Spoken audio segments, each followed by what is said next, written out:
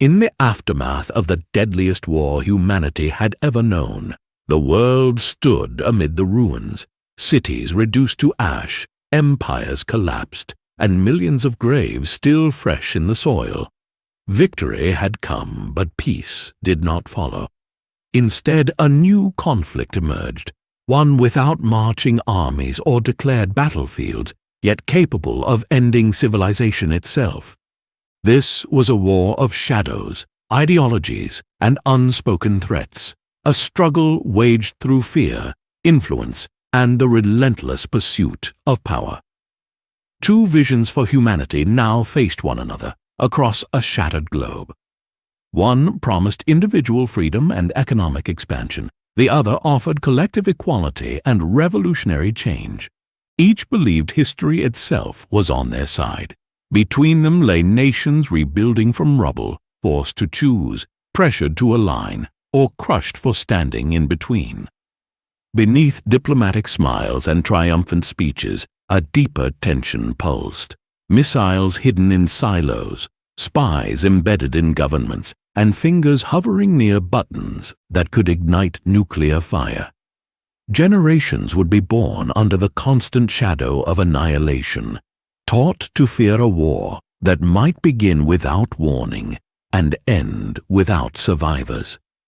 This is the story of that conflict, not of explosions, but of endurance, not of conquest, but of restraint. A war that never officially began, yet shaped every corner of the modern world. This is the complete history of the Cold War.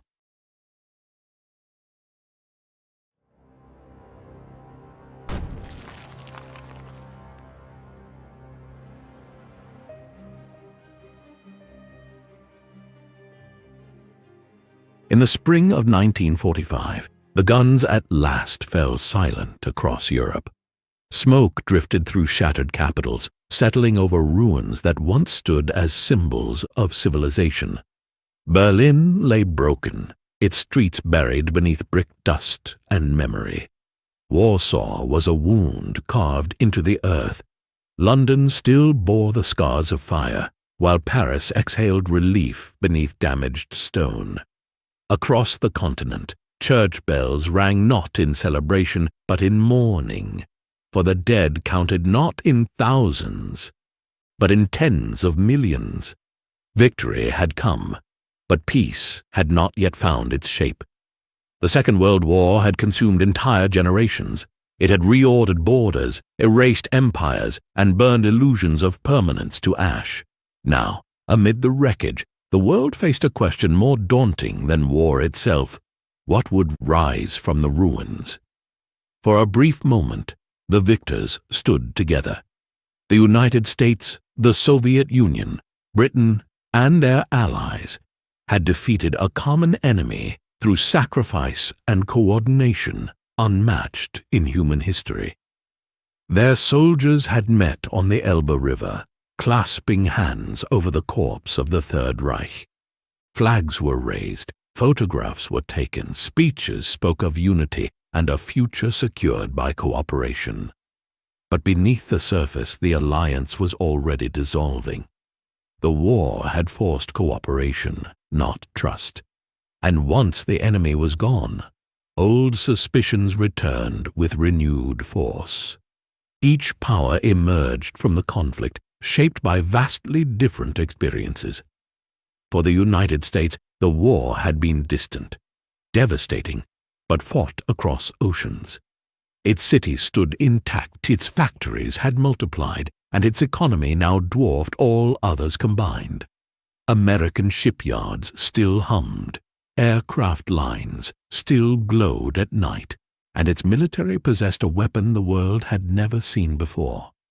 For the Soviet Union, the war had been a cataclysm. Entire regions were flattened. Tens of millions lay dead. Villages had vanished. Families were erased. The memory of invasion, first by Napoleon, then by Hitler, burned deep into the national psyche. Survival had come at an unbearable cost, and security would never again be left to chance. Thus, from the same victory, Two radically different worldviews emerged. In the dawn of the post-war age, Europe was no longer the center of global power. It was the prize. Its governments were weak, its economies shattered, its populations exhausted. The old imperial powers struggled simply to feed their citizens. Coal was scarce. Electricity flickered. Winter claimed lives long after the fighting ended. In this vacuum, influence mattered more than armies. The question was simple, yet explosive. Who would shape the future of this broken continent? The United States believed stability required economic recovery and political openness. Prosperity, it argued, would prevent the desperation that had birthed fascism. Free markets and democratic institutions were not just ideals, they were defenses against chaos. The Soviet Union saw the world differently. To Moscow, Eastern Europe was not a field for ideological experimentation, but a shield of survival. History had taught the Soviets that weakness invited invasion. Friendly governments loyal to Moscow, were essential. Ideology reinforced strategy, and communism provided both unity and control. Each side believed its approach was defensive. Each viewed the other's actions as aggressive. At conferences held in grand halls and war-scarred cities, leaders spoke of cooperation while negotiating with suspicion. Agreements reached under the pressure of total war now frayed in peacetime. Promises made vaguely were interpreted sharply. Maps were redrawn, borders shifted, and with each decision trust eroded further. Germany, once the engine of Europe, and now its greatest liability, became the first fault line. Divided into occupation zones, it embodied the uncertainty of the new world order. The question of its future haunted every discussion. A rebuilt Germany could stabilize Europe or threaten it again. No one agreed on how much unity was safe or who should control it.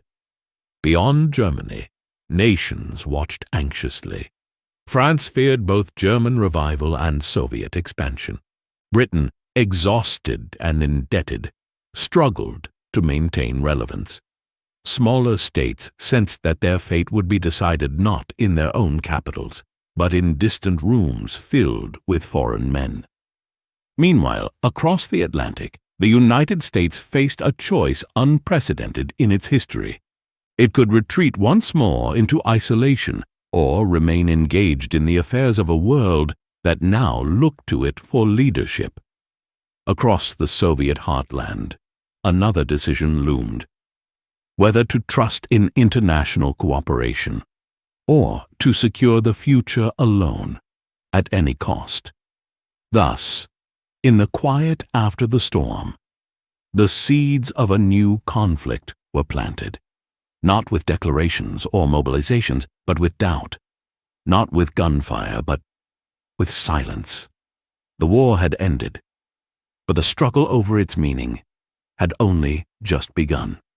In the months following Germany's surrender, the machinery of peace proved harder to operate than the engines of war. Across Europe, Allied soldiers still patrolled streets lined with rubble, but their shared purpose was fading. What had once been coordination now became calculation. Each checkpoint, each rail line, each factory was suddenly a question of influence. Nowhere was this tension more visible than in the heart of the defeated Reich.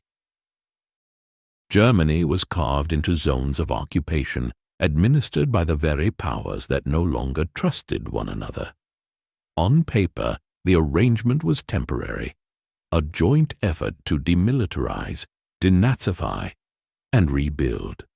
In practice, it became a living experiment in ideological separation.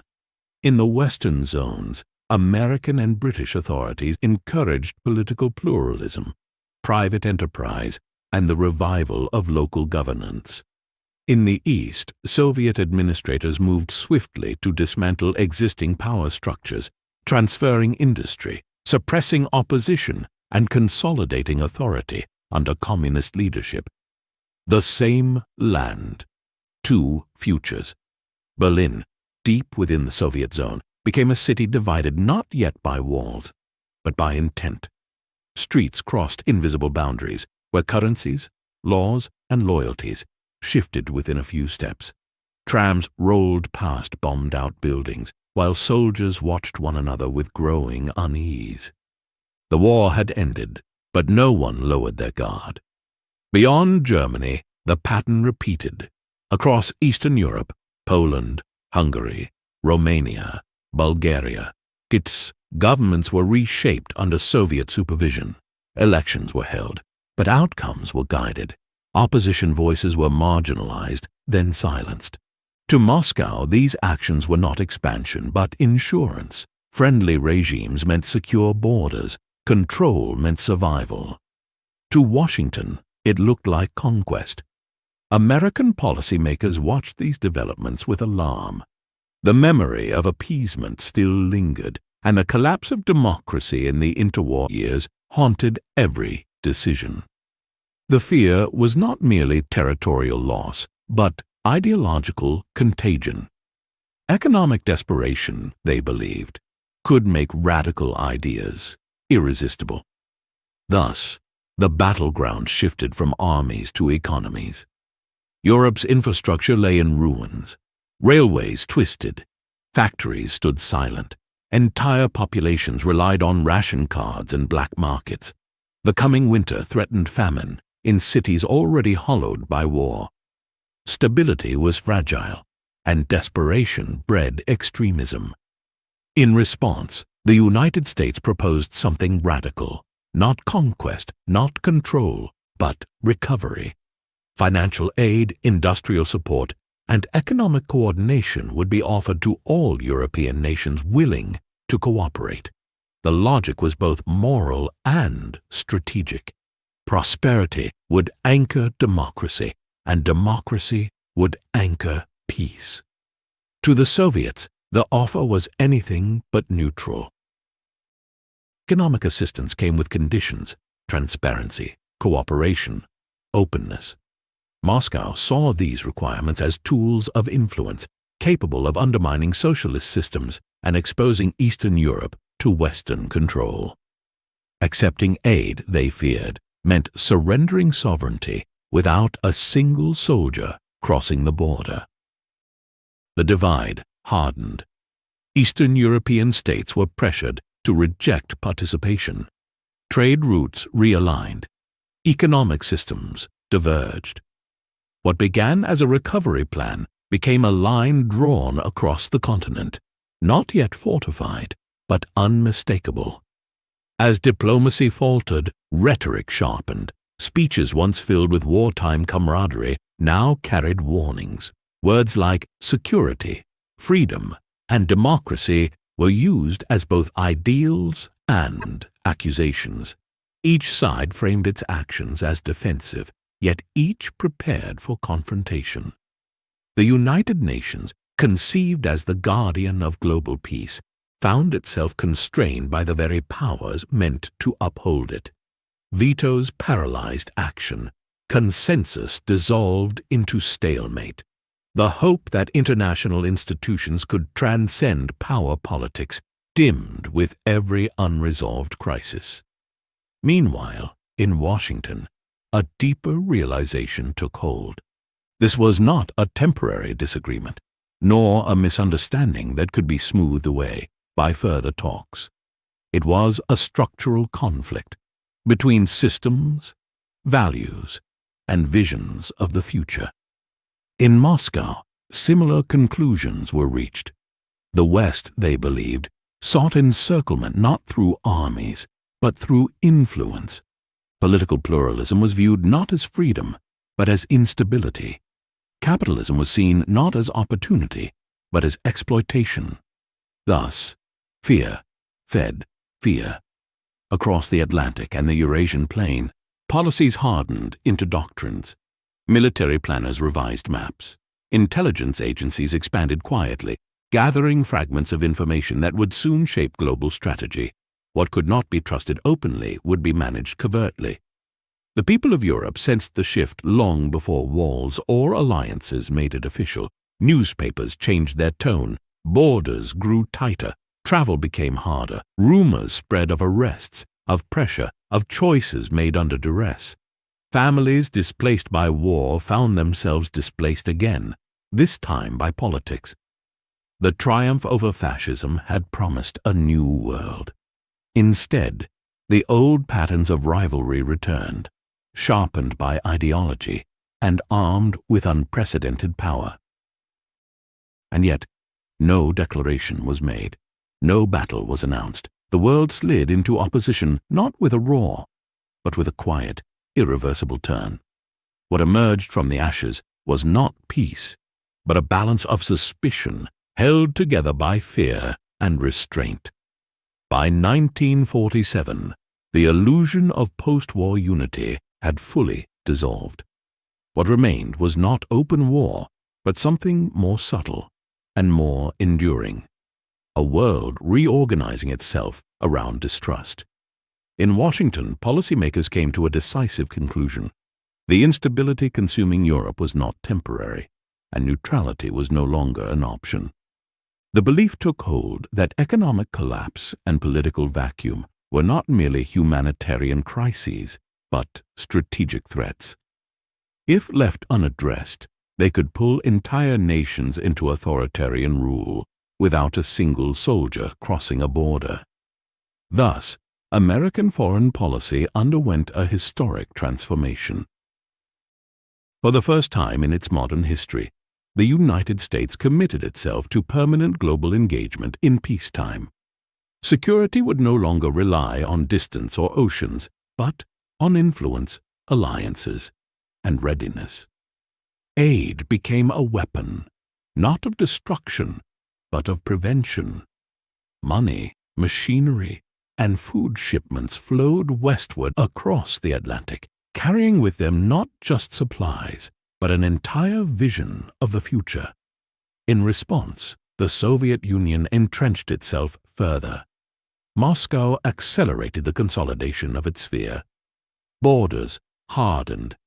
Political pluralism vanished behind one-party rule. Economic systems were restructured to align with centralized planning, and dissent was framed as sabotage. These measures were justified not as repression, but as defense. The memory of invasion was still too vivid, the cost of vulnerability too high.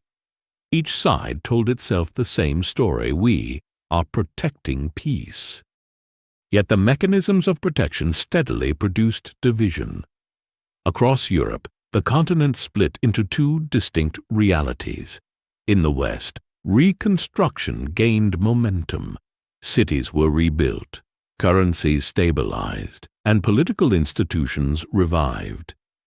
In the East, recovery followed a different path, one emphasizing control, uniformity, and loyalty over experimentation. Travel between the two halves grew difficult. Information thinned. What had once been a shared cultural space became a frontier. The line was not yet marked by concrete or barbed wire, but it was real. Germany remained the most volatile symbol of this new order. Its division hardened from administrative necessity into political destiny. Competing currencies, competing governments, competing visions emerged on the same soil. The question of reunification faded, replaced by a more immediate concern: stability within separation. As these realities settled, something profound occurred. Fear was institutionalized. Military establishments were not dismantled, but reimagined. Scientific research turned increasingly toward defense. Intelligence agencies expanded their reach, operating in shadows cast by recent catastrophe. War was no longer seen as an aberration, but as a constant possibility to be managed, deterred, and survived. For ordinary people, the shift was subtle but unmistakable. Newspapers framed the world in binaries. Allies and enemies were clearly defined. Children were taught to identify threats before they could fully understand them. Hope for lasting peace remained, but it was cautious, conditional, and increasingly distant. The Cold War did not announce itself with a single moment. There was no declaration, no mobilization of millions, no opening salvo. Instead, it emerged gradually from policy papers and press conferences, from border decisions and budget lines, from fears whispered in government offices and broadcast into living rooms. Victory had promised a new era.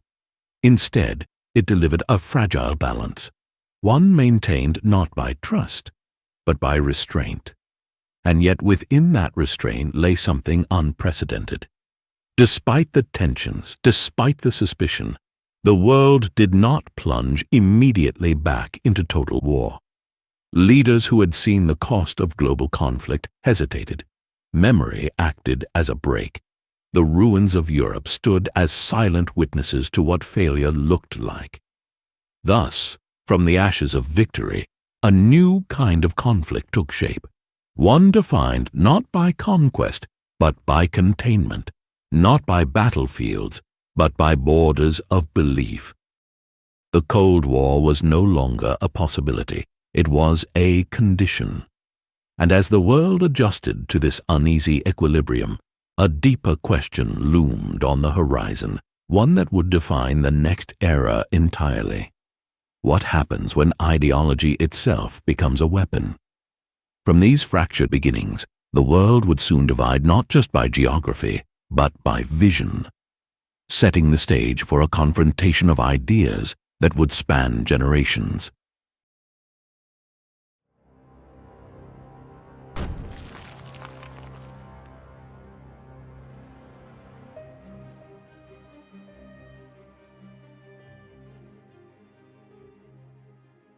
In the dawn of the post-war age, the world did not simply rebuild, it redefined itself.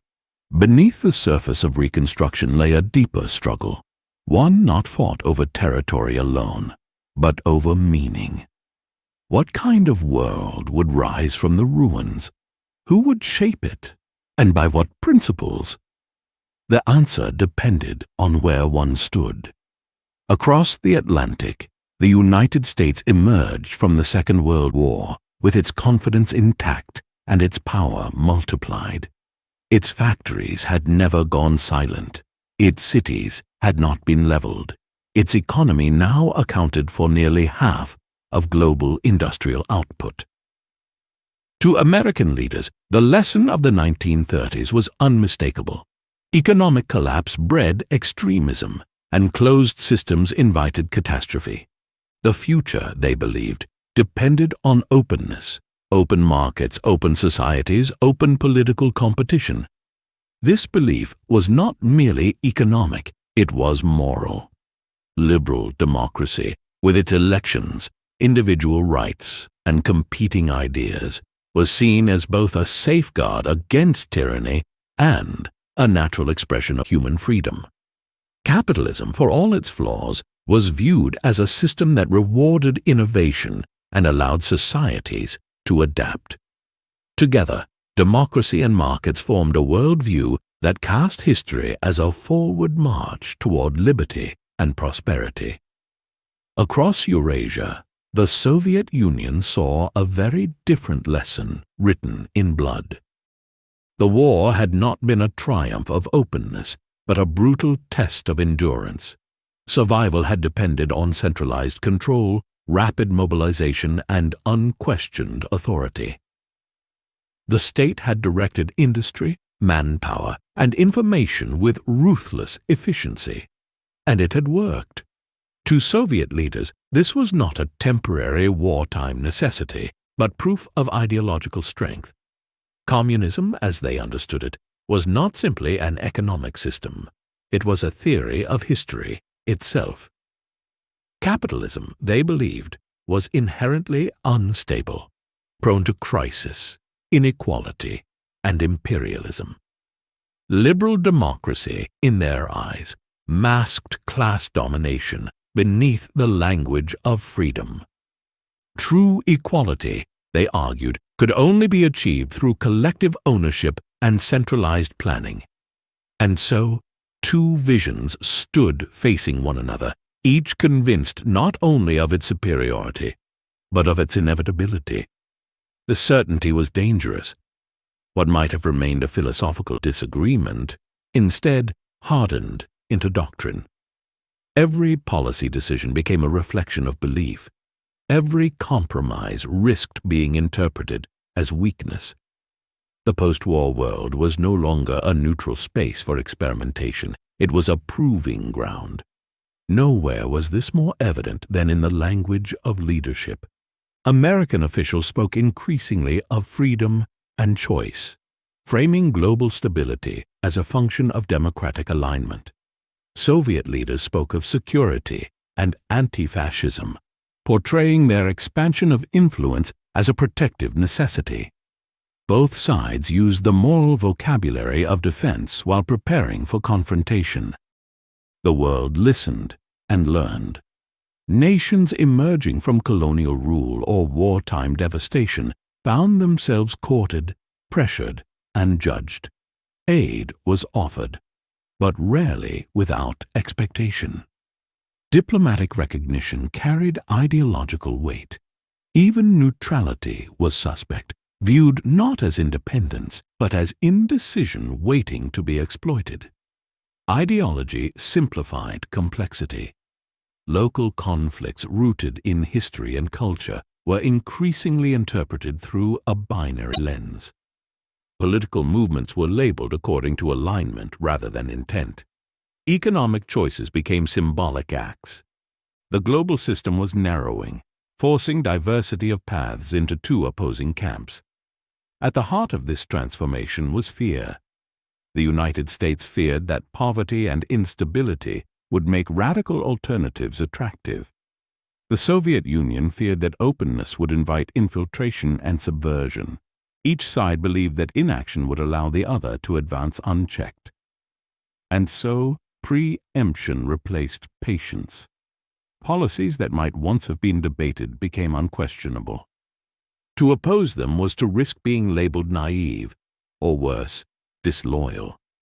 Ideology did not merely guide decision-making, it disciplined it. Yet for all the certainty expressed in speeches and declarations, uncertainty loomed everywhere. The weapons of the new age were terrifying. The memory of global war was fresh. Leaders understood that direct confrontation could mean annihilation. This paradox, absolute conviction paired with existential restraint, defined the era that was taking shape. The Cold War, at its core, was not born from hatred alone, but from incompatible truths. Each side believed it was preventing the next catastrophe. Each believed history demanded action, and each believed the other was incapable of peaceful coexistence. Thus, as reconstruction continued and alliances quietly formed, the world crossed an invisible threshold. The struggle ahead would not be declared in treaties or fought in trenches. It would unfold in ideas, institutions, and influence. The age of ideology had begun. As ideology hardened into certainty, dialogue gave way to doctrine. The post-war years became a race not merely to rebuild, but to define the rules by which rebuilding would occur. Each superpower began to codify its worldview into policy, turning belief into strategy and strategy into global posture. In Washington, the language of caution was replaced by the language of commitment. American leaders concluded that the world could no longer be understood as a collection of isolated crises. Instability in one region, they believed, could ripple outward, undermining order everywhere.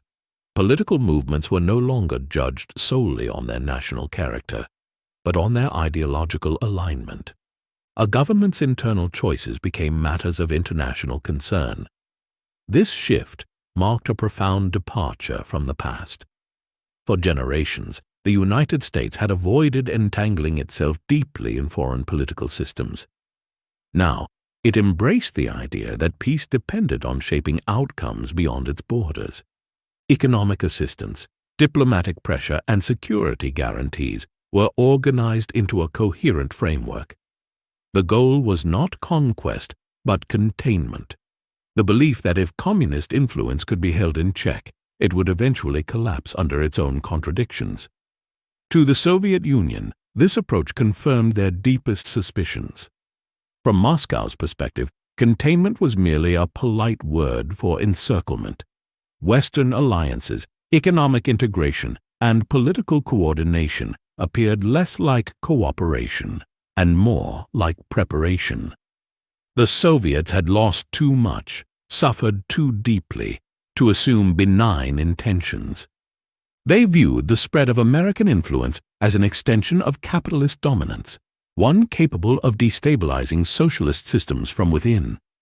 Thus, ideology did not simply divide the world. It interpreted it. Every action was filtered through expectation. When the United States supported political reform, the Soviets saw subversion. When the Soviet Union tightened control over its neighbors, the West saw aggression. Trust became impossible because intent itself was contested. This tension reshaped diplomacy. Negotiations grew rigid. Language became formalized and cautious. Ambiguity was avoided, not embraced. Leaders spoke not to persuade one another, but to signal resolve to allies, to rivals, and to their own populations. In this climate, compromise was dangerous. To concede a point risked validating the enemy's ideology. To hesitate invited momentum. Policies were increasingly framed as tests of will rather than pragmatic solutions. Success was measured not in stability achieved, but in influence preserved. Smaller nations felt the weight of this transformation acutely. Countries struggling to rebuild or redefine themselves found that aid came with expectations and independence with scrutiny. Choosing a path that blended systems or defied classification became increasingly difficult. Ideological purity was rewarded. Ambiguity was punished. For political leaders in these nations, the calculus was brutal. Aligning with one bloc promised resources and protection, but at the cost of autonomy. Resisting alignment risked isolation, economic hardship, or intervention. The Cold War did not erase national histories, but it often overwhelmed them. Meanwhile, propaganda intensified on both sides. In the West, communism was portrayed as monolithic, expansionist, and inherently repressive. In the East, capitalism was depicted as exploitative, imperialistic, and morally hollow.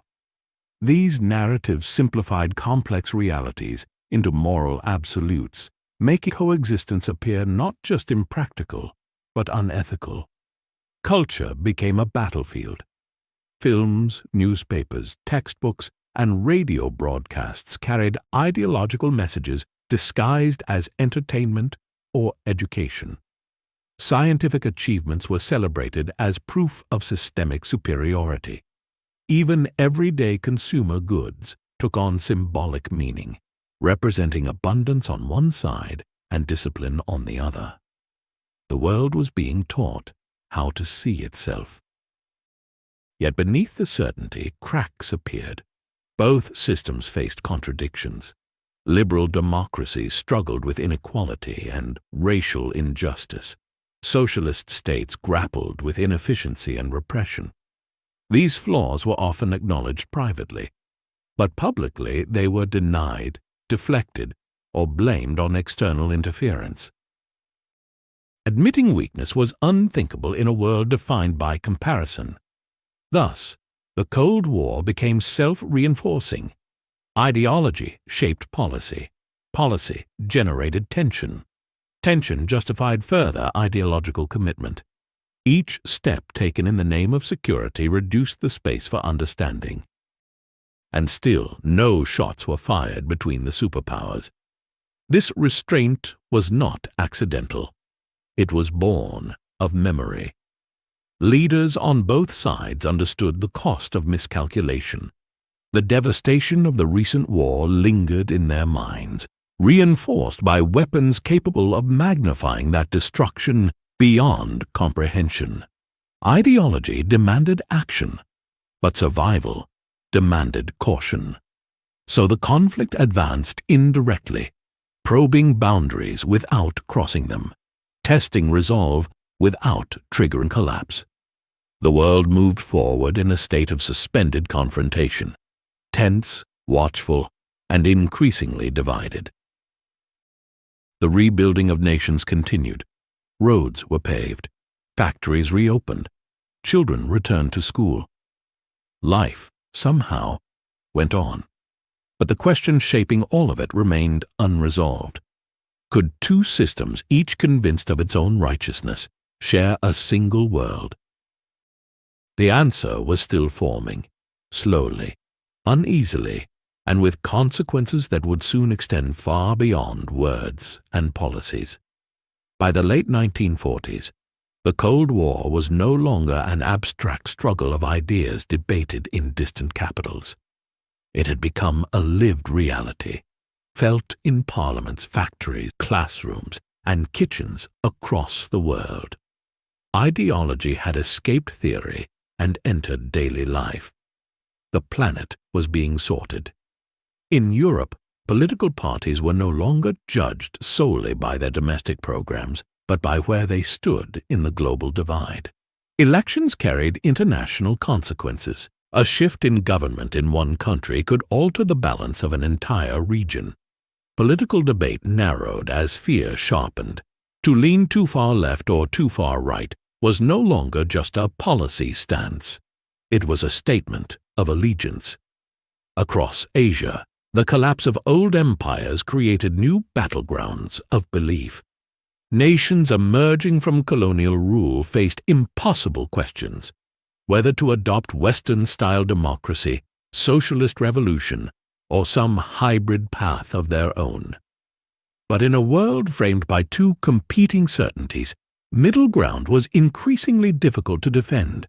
External powers watched closely, interpreting every reform, protest, or uprising as evidence of ideological drift. What might once have been local struggles for independence or reform were now magnified into global tests. This transformation was not inevitable, but it became entrenched. Each superpower believed that time itself was a weapon. The United States assumed that economic growth and political freedom would, given space, prove their superiority. The Soviet Union believed that capitalism's contradictions would eventually collapse under their own weight. Neither side felt it could afford to pause, to wait, or to concede influence while history unfolded. Thus, urgency replaced patience. Policies grew more rigid, alliances more formal. Ideological education intensified, not just for elites, but for entire populations. Citizens were taught not only what to believe, but why the alternative was dangerous. Loyalty became synonymous with virtue. Doubt was recast as vulnerability. Yet beneath the slogans and certainty, the human cost quietly accumulated. Families were divided by borders drawn not by geography, but by ideology. Intellectuals were pressured to conform. Artists learned which themes were acceptable and which invited scrutiny. Scientists pursued discovery under the shadow of national competition. Even language itself changed, infused with ideological weight. Words like freedom, security, progress, and justice no longer shared universal meanings. They became contested terrain. The tragedy of this moment lay in its irony. Both sides claimed to be preventing the next great catastrophe. Both framed their actions as defensive, even reluctant. Yet by refusing to acknowledge legitimacy in the other's vision, they locked the world into permanent tension. Peace was preserved, but at a cost. The Cold War did not demand total mobilization of armies, but it demanded constant vigilance of minds. It taught societies to see threat in difference, danger in dissent, and weakness in compromise. In doing so, it reshaped global politics into a long, exhausting standoff, one measured not in victories, but in avoided disasters. Still, the world adapted. Institutions hardened, expectations adjusted. A generation grew up knowing no other reality. The idea that humanity might be permanently divided into opposing camps became normalized, accepted not as tragedy but as structure. And with that acceptance came permanence. The ideological clash that defined the Cold War was no longer just about economic systems or political theory. It had become a question of identity. Who were you? What did you stand for? And on which side of history did you belong? The answers to those questions would soon be enforced not just by words, but by borders. As mistrust deepened and doctrine solidified, the divide between the two visions ceased to be metaphorical. It began to take physical form, across landscapes, through cities, and along frontiers that would soon define an era. From competing beliefs would rise competing worlds. And across the heart of Europe, a line would soon fall, not of ink, but of iron. Thus, as ideology hardened into reality, the Cold War prepared to carve the world in two, ushering in an age defined by division, surveillance, and the descent of a curtain that would reshape history.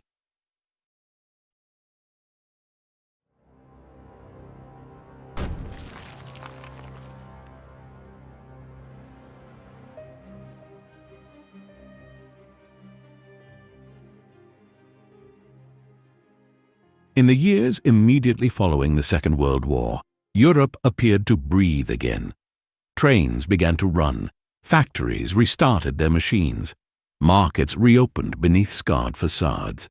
Amid the rubble there was movement of people, of goods, of hope.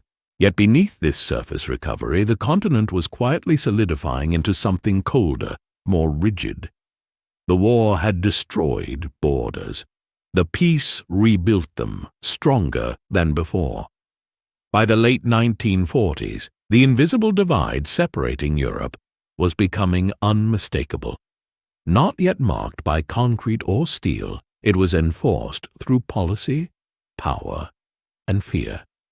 What had once been zones of occupation were evolving into opposing systems, each defined as much by what it rejected as by what it embraced. In Eastern Europe, the Soviet Union moved decisively. The devastation left by the German invasion had created both vulnerability and opportunity. Rail lines, factories, and entire cities lay in ruins, but so too did pre-war political institutions.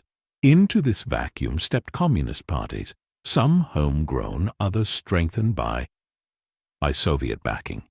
They spoke the language of liberation and reconstruction, promising land reform, social equality, and an end to the chaos that had preceded fascism. Yet beneath these promises lay consolidation. Coalition governments formed briefly, only to be hollowed out from within. Opposition figures were marginalized, accused of collaboration, or quietly removed. Media outlets were nationalized, security services expanded. Elections, when held, were guided toward predetermined outcomes. Each step was justified as necessary to prevent reactionary forces, necessary to protect the revolution, necessary to ensure that the horrors of invasion would never return. To Moscow, this was not domination. It was defense. The memory of war was everywhere.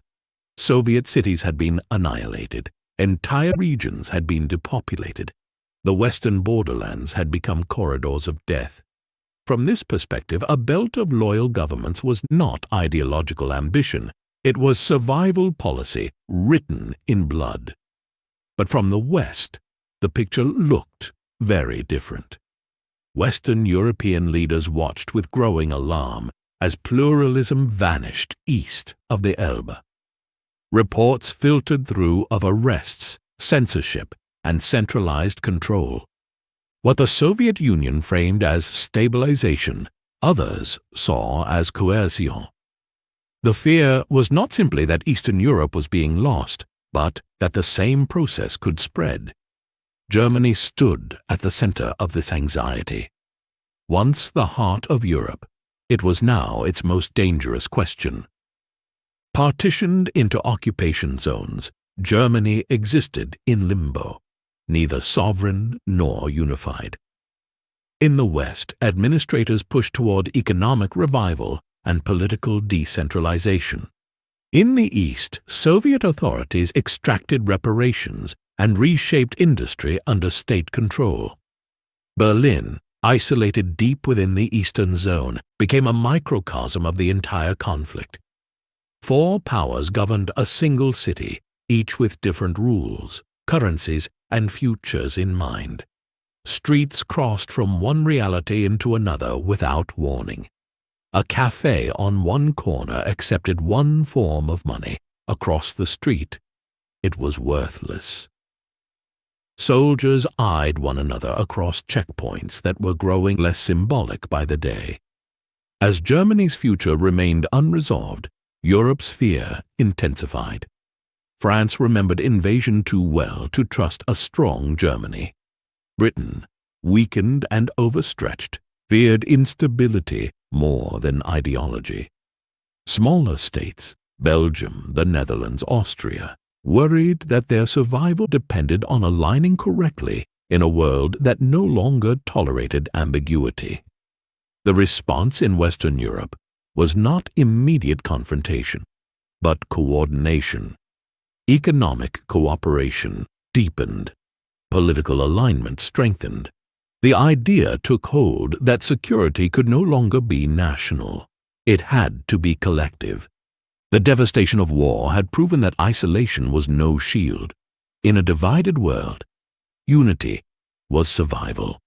Meanwhile, the language of suspicion hardened. Speeches once filled with cautious diplomacy now spoke openly of threat. The phrase "Iron Curtain," once a metaphor, began to describe lived experience. Travel became restricted. Information thinned. Letters disappeared. Radios were jammed.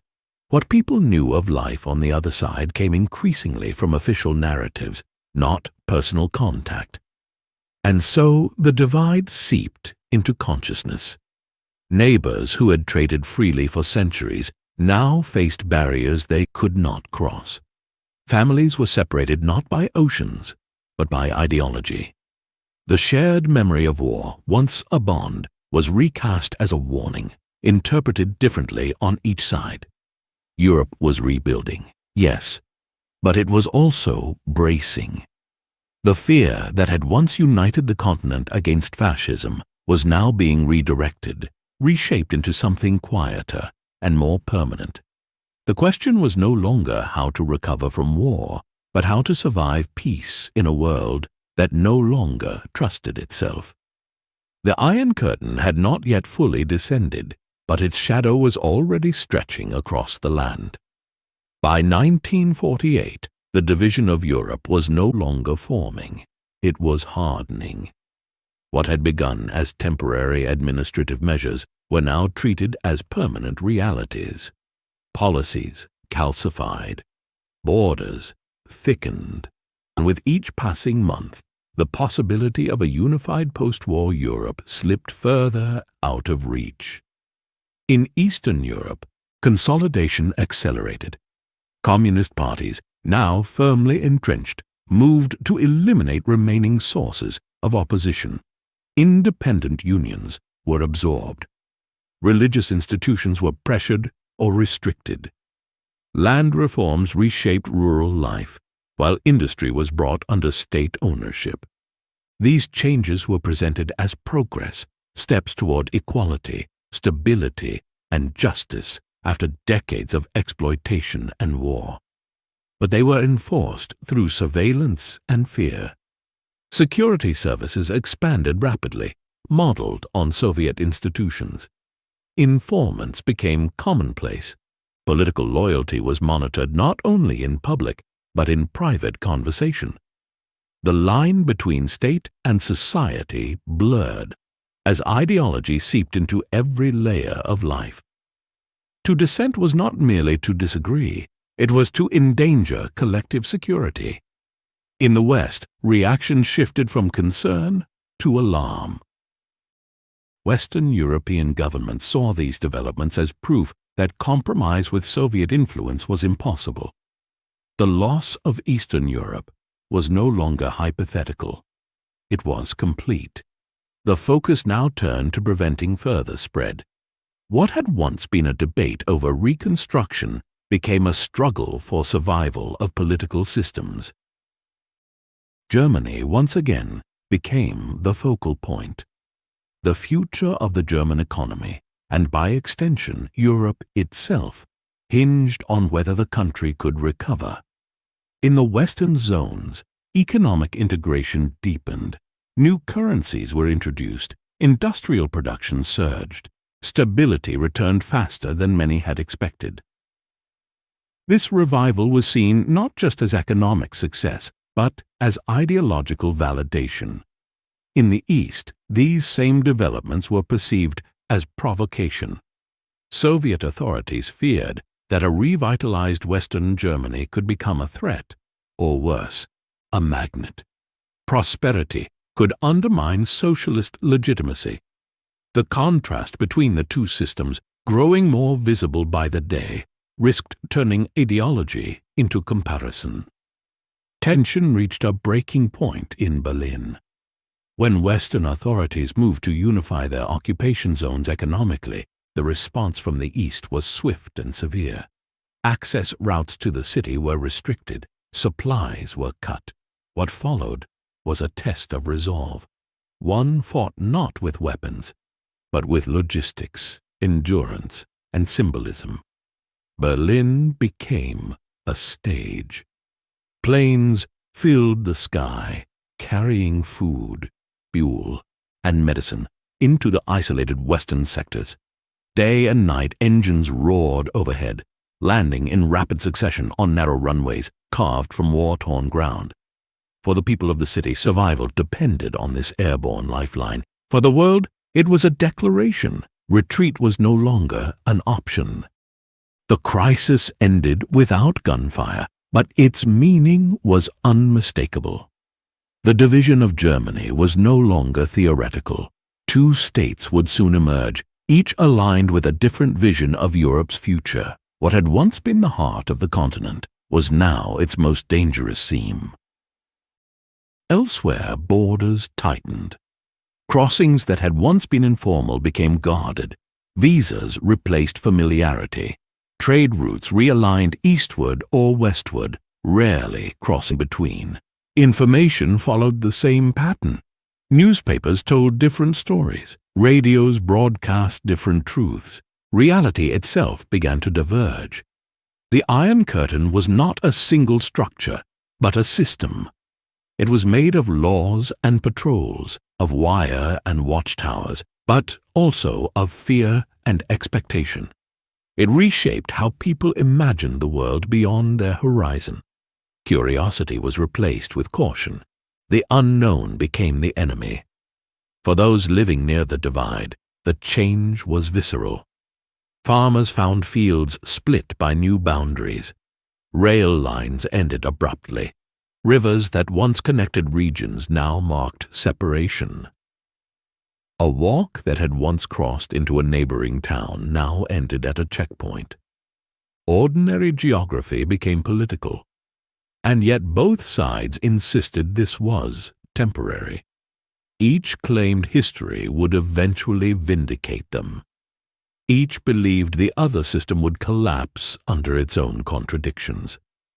The division of Europe was framed not as a failure, but as a necessary pause, a holding pattern before inevitable resolution. But as years passed, the pause lengthened. Children grew up knowing only separation. Political careers were built around permanence. Military planning assumed durability. What had been justified as security hardened into destiny. Europe was no longer drifting apart. It had been locked into place. The Iron Curtain now stretched from the Baltic to the Adriatic, not always visible, but always present. It divided not just states, but memories, futures, and truths. And with every mile it extended, the Cold War deepened its hold on the continent. What began as a defensive measure was becoming a defining feature of the modern world. By the early 1950s, Europe had completed its transformation, not into peace, but into equilibrium, a fragile, watchful balance defined by fear, memory, and division. The Iron Curtain, once a phrase spoken with uncertainty, had become a permanent feature of the continent's political and psychological landscape. What had been drawn in silence now shaped every aspect of life. Across Eastern Europe, the consolidation of power reached its final stage. Communist governments no longer spoke of transition but of permanence. Constitutions were rewritten. One-party rule was normalized. Education systems were redesigned to reflect ideological loyalty. History itself was edited, past alliances recast, former heroes replaced, and narratives aligned with the needs of the present. Security became absolute. Borders were fortified not only to keep enemies out, but to keep citizens in. Surveillance was justified as protection. Conformity was framed as patriotism. The state extended its reach into workplaces, schools, and private life, reinforcing the message that unity was survival. In Western Europe, a different kind of fortification took shape. Democratic institutions stabilized, bolstered by economic recovery and shared security commitments. Cooperation deepened across borders once defined by rivalry. The idea of collective defense became doctrine. Prosperity returned unevenly, but visibly, reinforcing belief in openness and pluralism. Yet even as freedom expanded, anxiety remained. The threat was ever present. Military bases dotted the landscape. Exercises rehearsed scenarios no one hoped to enact. Sirens were tested. Bunkers were built. The memory of war ensured vigilance, while the possibility of a new one demanded preparation. Peace was maintained not by trust, but by readiness. Germany stood as the clearest symbol of this divided reality. Two states now existed on the same soil, each claiming legitimacy, each supported by opposing alliances. Families were separated by checkpoints and paperwork. Communication thinned to formal channels. What had once been internal movement became international travel. The question of reunification faded into abstraction, replaced by the routines of separation. Berlin, still divided but increasingly tense, embodied the contradiction of the age. A city alive with culture and memory, yet surrounded by opposing forces.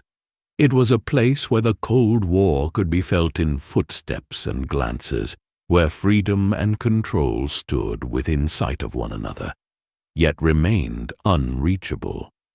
Across the continent, the Iron Curtain reshaped identity. People learned to define themselves not only by nationality, but by alignment. To be Eastern or Western became shorthand for values, opportunities, and expectations. Stereotypes hardened. Empathy thinned. The shared trauma of the Second World War, once a unifying bond, was now filtered through competing interpretations. And yet beneath the imposed divisions, human continuity persisted. Families remembered. Stories crossed borders quietly. Curiosity endured despite prohibition. The Iron Curtain could restrict movement and information, but it could not erase memory. It could freeze politics, but not longing. The tragedy of this era was not only in what was lost, but in what was normalized. A divided continent came to be accepted as natural. Children were taught maps with clean lines. Political discourse assumed permanence. The idea that Europe might once again be whole began to sound naive, romantic even. That normalization marked the true descent of the Iron Curtain. It was no longer simply a response to fear. It had become a structure of thought, shaping how leaders planned, how societies organized, and how individuals imagined their future. What began as a temporary security measure had evolved into a defining architecture of the Cold War. And still, the standoff held. No armies advanced, no declarations were made. The silence between the two halves of Europe remained unbroken, but heavy, charged, and absolute. A silence maintained by watchtowers, treaties, and the shared understanding that a single misstep could ignite catastrophe. The Cold War had found its geography. From this divided continent, a new phase would emerge, one no longer confined to Europe's borders. As tension stabilized at home, rivalry would spill outward into distant lands, where the lines were less clear and the consequences far deadlier. The Iron Curtain had descended, and beyond it, the world prepared to fight without ever declaring war. Thus, as Europe froze into opposing worlds, the Cold War looked beyond the continent, seeking influence, allies, and battlegrounds far from the ruins where it had begun.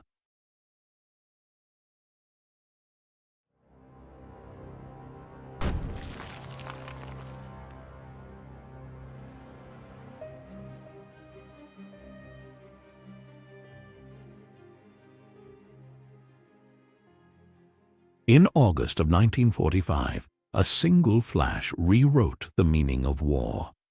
Over the Japanese city of Hiroshima, the sky ignited. In an instant, light burned brighter than the sun, air turned to fire, and a city vanished into smoke and shadow. 3 days later, the same fate struck Nagasaki. The war ended soon after, but something far greater had begun. Humanity had crossed a threshold it could never return from. The atomic bomb was not merely a weapon. It was a revelation of power so vast that it collapsed the old logic of conflict. For centuries, wars had been fought on the assumption that destruction, however terrible, was finite. Cities could be rebuilt. Nations could recover. Victory could be measured. Nuclear fire erased those assumptions in seconds. The United States alone possessed this power at first, and for a brief, uncertain moment, it stood unchallenged. American leaders understood the magnitude of what they held. The bomb was seen as both triumph and burden, a guarantor of security, yet a symbol of terrifying responsibility. Some believed it would prevent future wars through fear alone. Others feared it would tempt catastrophe. Scientists who had built it struggled with their own creation, aware that their calculations had escaped the laboratory and entered history. Across the world, the Soviet Union watched and learned. The devastation of Hiroshima was studied not only as tragedy, but as data. Soviet intelligence had already penetrated elements of the atomic program, and the urgency to match this new weapon became absolute. To remain without nuclear capability was to accept permanent vulnerability. In a world already defined by suspicion, imbalance was intolerable. Thus began the race. In the late 1940s, as Europe divided and alliances hardened, laboratories replaced battlefields as the front line of power. Physicists, engineers, and mathematicians were mobilized with the same intensity once reserved for soldiers. Secrecy governed everything. Entire cities were built around research facilities, erased from maps and shielded by classification. When the Soviet Union detonated its first atomic bomb in 1949, the world changed again. The monopoly was gone. The age of balance through terror had begun. From that moment forward, Strategy replaced victory. The goal was no longer to win a war, but to prevent one from ever starting. Nuclear weapons made direct conflict between superpowers unthinkable, yet they also made peace fragile. Survival now depended not on trust, but on fear calibrated with precision. Deterrence became doctrine. Each side believed that possessing the ability to destroy the other, even after absorbing a devastating attack, would prevent that attack from ever occurring. This grim logic required constant readiness. Weapons had to be faster, more numerous, more reliable. Delivery systems expanded from bombers to missiles, from land to sea, from fixed bases to mobile platforms. The shadow grew longer. By the early 1950s, nuclear tests scarred remote landscapes. Mushroom clouds rose over deserts and oceans, symbols of progress wrapped in apocalypse. Shock waves traveled miles. Fallout drifted silently. Entire populations watched grainy footage of explosions that represented both protection and extinction. For the public, nuclear weapons were abstract and intimate at once. They appeared in newspapers and classrooms, in civil defense pamphlets and public drills. Children learned to crouch beneath desks. Families identified shelters. Sirens became part of the soundscape of peace. The bomb was everywhere, yet nowhere visible. For leaders, the burden was constant.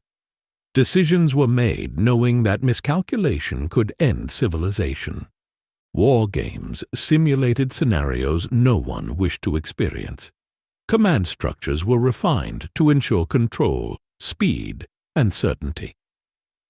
The human margin for error narrowed dangerously as machines and protocols took precedence. And still, the race accelerated. Atomic bombs gave way to hydrogen bombs, weapons exponentially more powerful, capable of obliterating entire regions.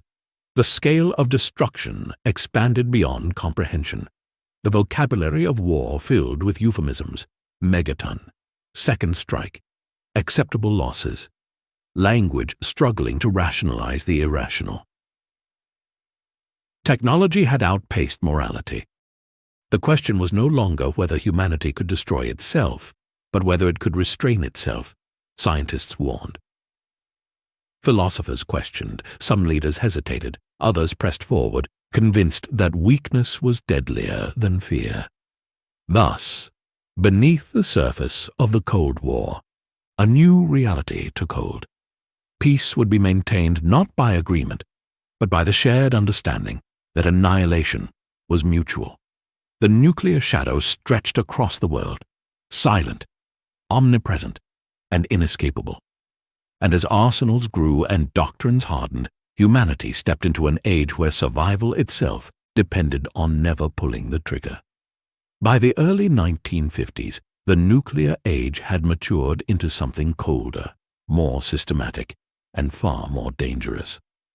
What began as a singular weapon had evolved into an entire architecture of fear.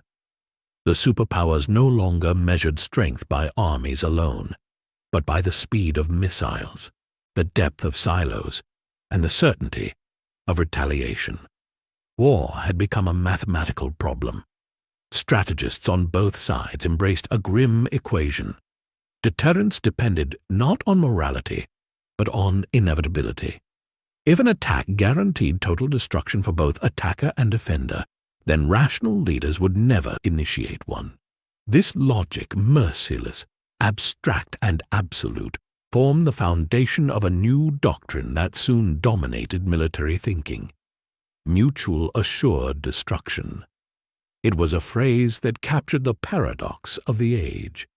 Peace would be preserved by preparing endlessly for annihilation. Stability would be achieved not through trust, but through the certainty of catastrophe. To sustain this balance, arsenals expanded rapidly. Bombers capable of crossing continents were joined by intercontinental ballistic missiles, machines that could deliver nuclear warheads across the globe in minutes. Submarines slipped silently beneath the oceans, carrying weapons invisible and unstoppable. The battlefield was no longer land or sea, but time itself. Minutes mattered. Seconds mattered. Command systems were designed for speed and redundancy. Communication lines hardened against attack. Decision-making authority was concentrated in the hands of a few, sometimes a single individual, expected to judge the fate of millions under unimaginable pressure.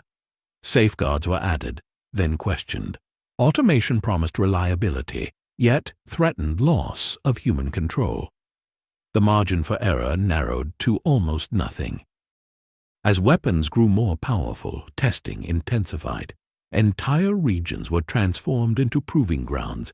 Atolls were vaporized. Deserts glowed white-hot. Shock waves rippled outward, cracking windows hundreds of miles away. Each test was a demonstration to rivals, to allies, and to domestic audiences that resolve remained unbroken. But the cost was not confined to test sites. Radiation drifted. Soldiers were exposed. Civilians downwind fell ill years later. Environmental scars lingered long after clouds dissipated. These consequences were often hidden, classified, or denied. The arms race demanded sacrifice, and truth was among its casualties. Scientists stood at the center of this transformation. Once driven by curiosity and wartime urgency, many now found themselves bound to national survival strategies. Laboratories became extensions of military doctrine. Breakthroughs were celebrated not for knowledge gained, but for destructive potential achieved. Some scientists warned of limits, urged restraint, or withdrew in protest. Others pressed forward, convinced that superiority was the only safeguard. The scientific community fractured, mirroring the divided world it helped sustain. For the public, nuclear reality seeped into everyday consciousness. Civil defense campaigns taught citizens how to survive the unsurvivable. Films depicted both heroism and horror.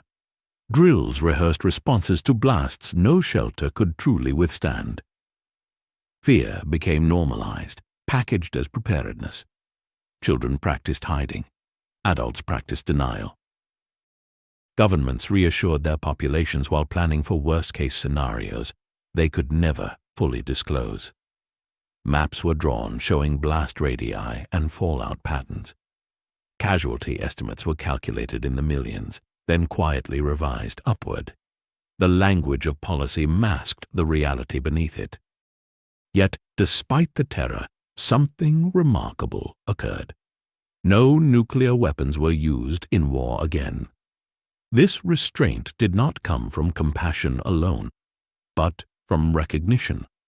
Leaders on both sides understood that victory in a nuclear exchange was meaningless. Survival itself would be uncertain. The shadow of Hiroshima hovered over every crisis, every escalation, every confrontation. Thus, the Cold War entered a new phase, one defined by brinkmanship. Crises were engineered, then carefully managed. Signals were sent through troop movements, tests, and rhetoric. Each side probed the other's resolve, stopping just short of irreversible action. It was a dangerous dance, requiring constant calibration and discipline. Mistakes, however, were inevitable. False alarms occurred. Systems misread data. Commanders hesitated or disobeyed orders. The world came frighteningly close to disaster more than once, saved not by doctrine, but by human judgment exercised in moments of doubt. These near misses were rarely publicized at the time. The illusion of control had to be maintained. Admitting vulnerability could undermine deterrence itself. And so the arms race continued. Each advancement justified the next, each expansion framed as response, never aggression. Nuclear shadows deepened, stretching across continents and generations.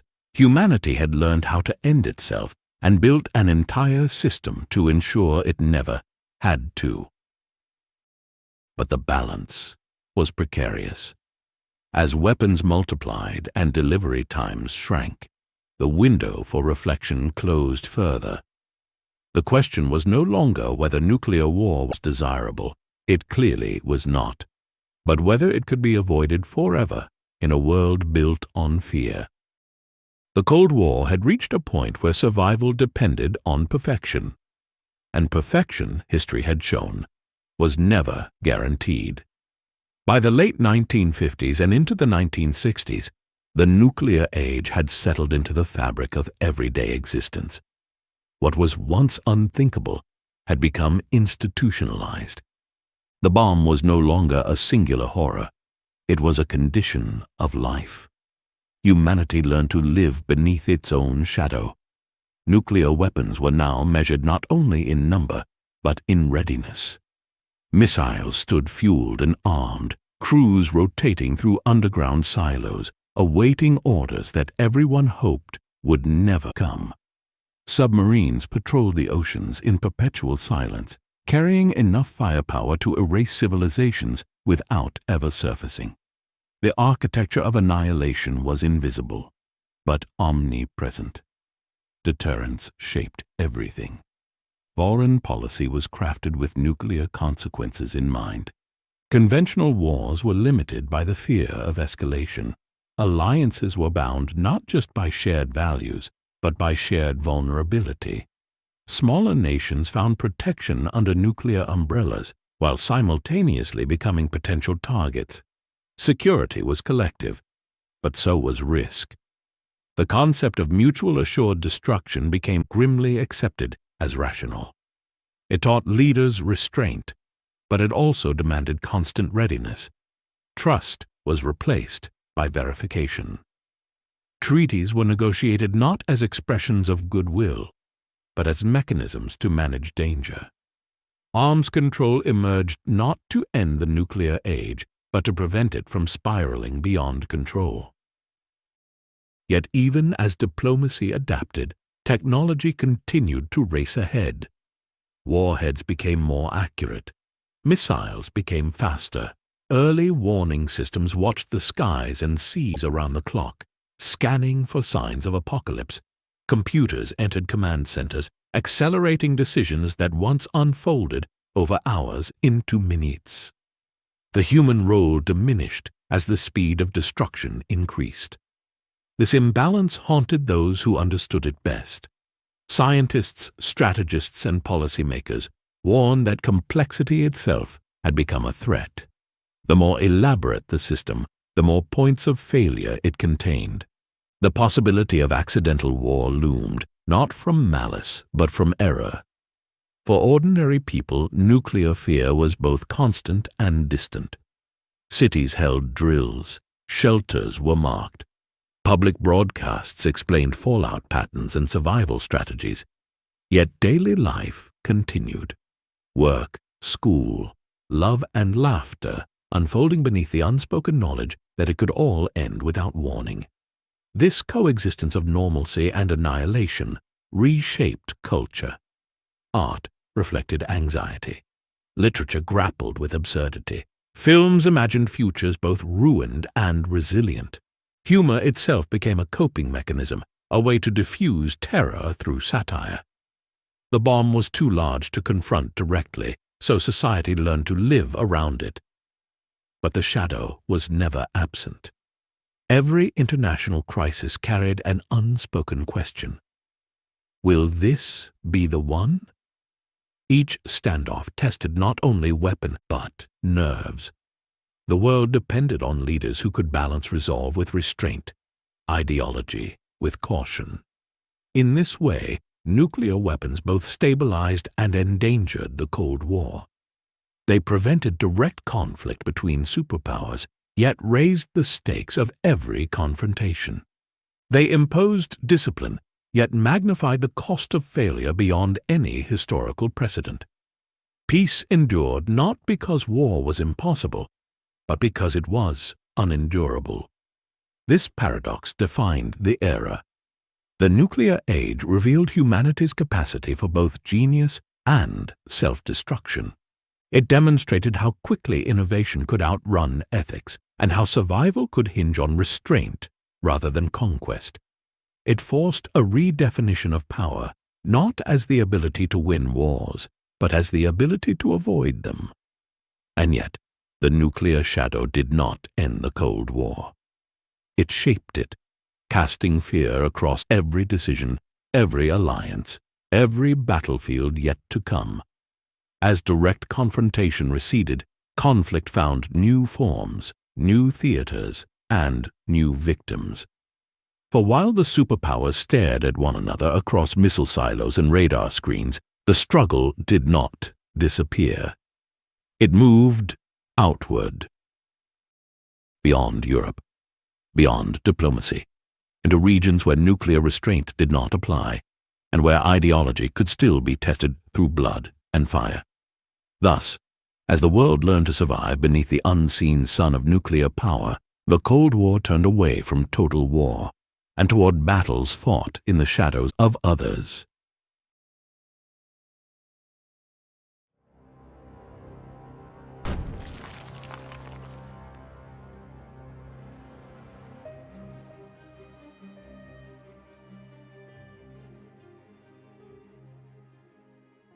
In the shadow of nuclear annihilation, the Cold War sought new ground. Direct conflict between the superpowers had become unthinkable. The weapons they possessed ensured that any open war would not end in victory, but in extinction. And so the struggle adapted. It did not fade. It migrated, away from Europe's fortified borders, away from the eyes of nuclear deterrence, and into regions where power was fragile, futures uncertain, and the wounds of empire still open. This was the age of proxy war. Across Asia, Africa, and Latin America, the collapse of old colonial systems created political vacuums. Empires retreated, often abruptly, leaving behind borders drawn without consent, economies built for extraction, and societies fractured by decades of rule. Independence arrived not as stability, but as possibility and peril. And into this uncertainty stepped the Cold War. For the United States and the Soviet Union, these regions were not distant or peripheral. They were decisive. Each newly independent nation represented more than a flag or a government. It represented momentum. Alignment mattered. Neutrality was suspect. A revolution in one country could inspire movements in another, setting off chains of influence that neither superpower believed it could afford to ignore. Local struggles were no longer local. A civil war became a referendum on ideology. A land reform movement became a threat or an opportunity. Political leaders were evaluated not by their legitimacy at home, but by their usefulness abroad. Aid arrived with advisors. Weapons arrived with conditions. Promises of development were paired with expectations of loyalty. The language of liberation and security masked a harsher reality. In Asia, the scars of World War II and colonial exploitation had not yet healed. Nationalist movements, some communist, some not, fought to define their futures. The line between anti-imperial struggle and ideological revolution blurred quickly. Superpower involvement intensified conflicts that might otherwise have burned out or been resolved internally. In Africa, decolonization unfolded unevenly. Some nations negotiated independence, others fought bitter wars to achieve it. Weak institutions, ethnic divisions, and economic dependence created environments ripe for manipulation. Foreign powers supplied funding, arms, and training, often to opposing sides within the same country. In Latin America, inequality and political instability fueled unrest. Reformist movements clashed with entrenched elites. Fear of revolution drove intervention, while promises of social justice attracted external support. The Cold War reframed long-standing struggles over land, labor, and power into existential ideological contests. The superpowers rarely deployed large armies of their own. Instead, they sent money, weapons, intelligence, advisors, training manuals, covert operatives. Their fingerprints were present, but often deniable. Responsibility could be deflected, escalation could be controlled, at least in theory. For those living in these regions, the consequences were devastating. Wars lasted longer, violence intensified, compromise became treason. Peace negotiations collapsed under external pressure. Leaders who sought middle paths found themselves isolated or removed. The logic of the Cold War rewarded absolutism, not reconciliation. Entire societies were pulled into conflicts they did not choose. Villages became battlegrounds. Cities became symbols. Borders became militarized. Millions were displaced. Millions more were killed. Not in the name of their own futures, but in service of distant fears. The tragedy of proxy warfare lay in its asymmetry. The superpowers spoke of strategy and balance. They calculated risk and influence.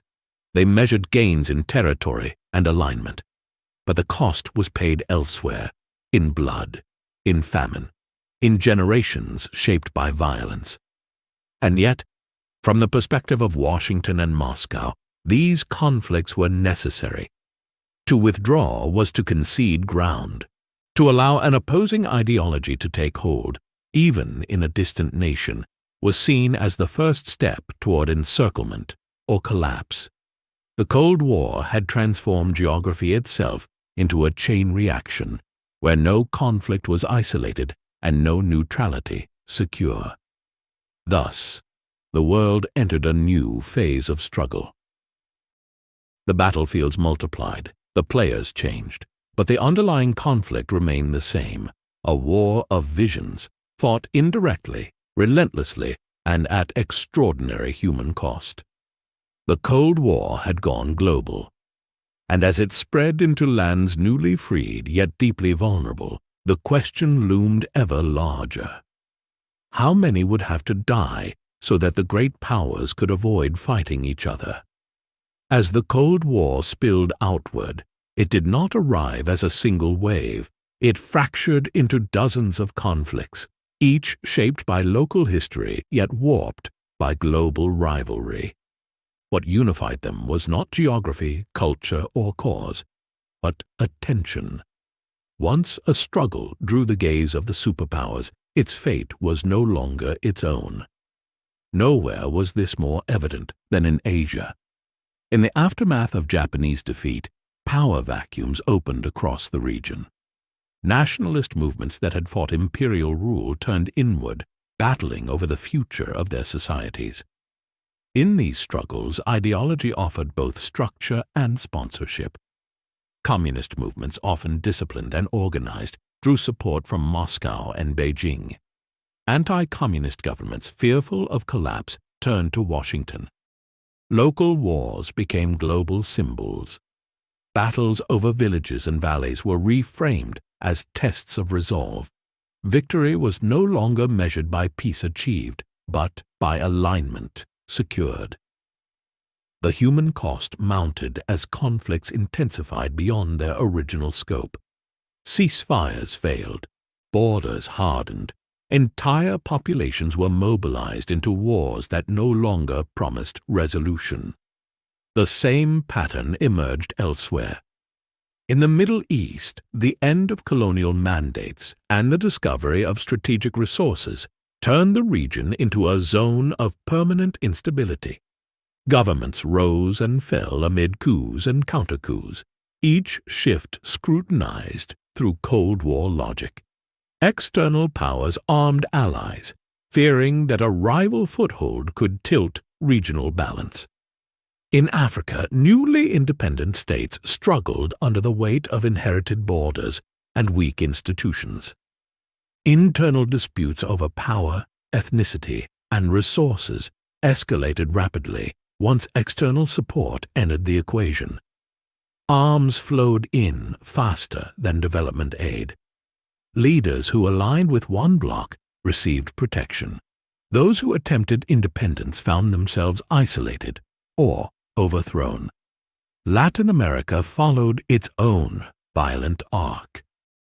Long-standing inequalities and authoritarian traditions collided with reform movements demanding land, labor rights, and representation.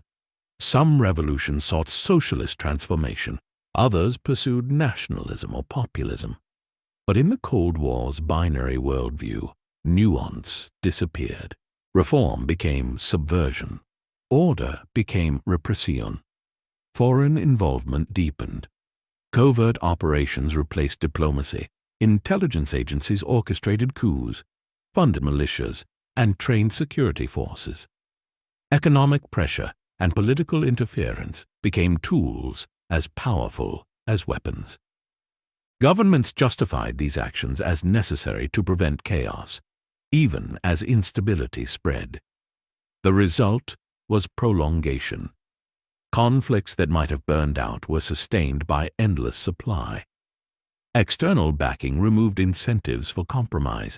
As long as a side served strategic interests, it would not be allowed to lose. Wars became frozen, reigniting repeatedly across decades, reshaping societies through constant violence. For civilians, survival became the central concern. Fields went unplanted. Schools closed. Families fled across borders, becoming refugees in lands as unstable as those they left behind. Children grew up knowing nothing but conflict. The future narrowed to immediate endurance. Yet the superpowers remained insulated. Their cities were untouched. Their economies grew. Losses were abstract, numbers in reports, not names in cemeteries. Proxy warfare allowed them to fight without bleeding, to test strategy without risking annihilation. It was a grim efficiency, one that preserved the peace between rivals while destroying the periphery. Moral certainty eroded slowly. Leaders spoke of liberation and defense, but images of destruction accumulated. Atrocities committed by allies forced uncomfortable justifications. Stability achieved through force proved fragile. Each intervention solved one problem while planting the seeds of another. The Cold War's greatest irony was now visible. In attempting to prevent global war, the superpowers had normalized permanent local war. Violence was contained geographically, not ethically. Peace at the center was purchased with chaos at the margins. And still, the cycle continued. Every revolution was scrutinized for allegiance. Every uprising was interpreted as a move on a global chessboard. Even humanitarian crises were viewed through strategic lenses. Compassion competed with calculation, and often lost. By the time the Cold War reached its middle decades, the proxy battlefields had become its defining feature. These were the places where ideology was tested, where doctrines met reality, and where the costs of global rivalry were fully revealed. Yet even as blood was spilled far from Washington and Moscow, the logic remained unchallenged. To step back was to risk losing influence. To lose influence was to risk defeat. And defeat, in the Cold War's unforgiving logic, was unacceptable. Thus, the wars dragged on.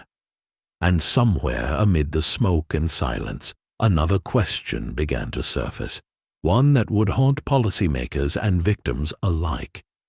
What happens when a war is fought everywhere except where the decisions are made? By the 1960s and 1970s, the proxy wars of the Cold War had become tragically routine. They no longer shocked the world. They blended into the background noise of international politics. Conflict reports scrolled across newspapers and broadcasts with grim familiarity.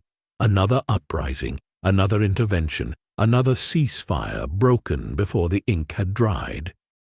War had become structural. In many regions, violence outlived the reasons that had first ignited it.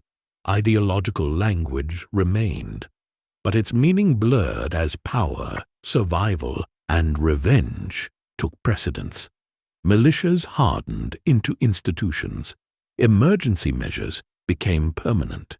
Societies adapted to instability as a way of life.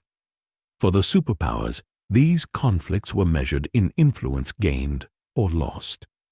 For those living within them, they were measured in empty chairs, mass graves, and memories too heavy to carry.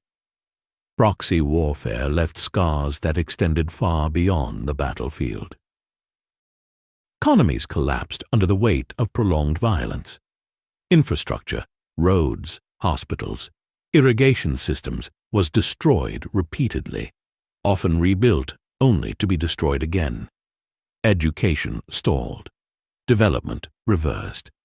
Nations rich in potential were locked into cycles of dependency and debt, reliant on external patrons whose priorities shifted with global strategy. Political culture suffered as well. Emergency powers normalized repression. Armed struggle displaced civic life.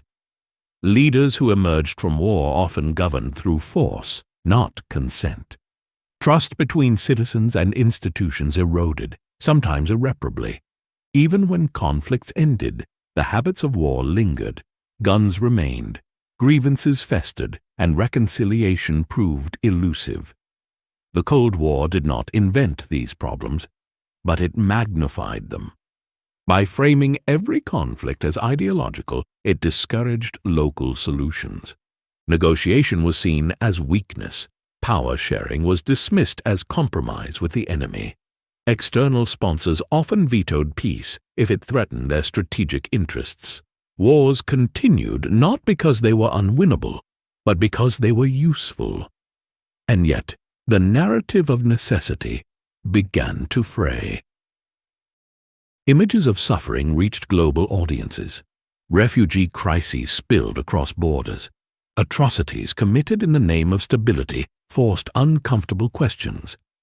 Within the superpowers themselves, dissent grew. Citizens began to ask why distant lands burned in conflicts that promised no clear end. The moral clarity of the early Cold War faded. What had once been framed as a struggle between freedom and tyranny now appeared entangled in corruption, brutality, and unintended consequences.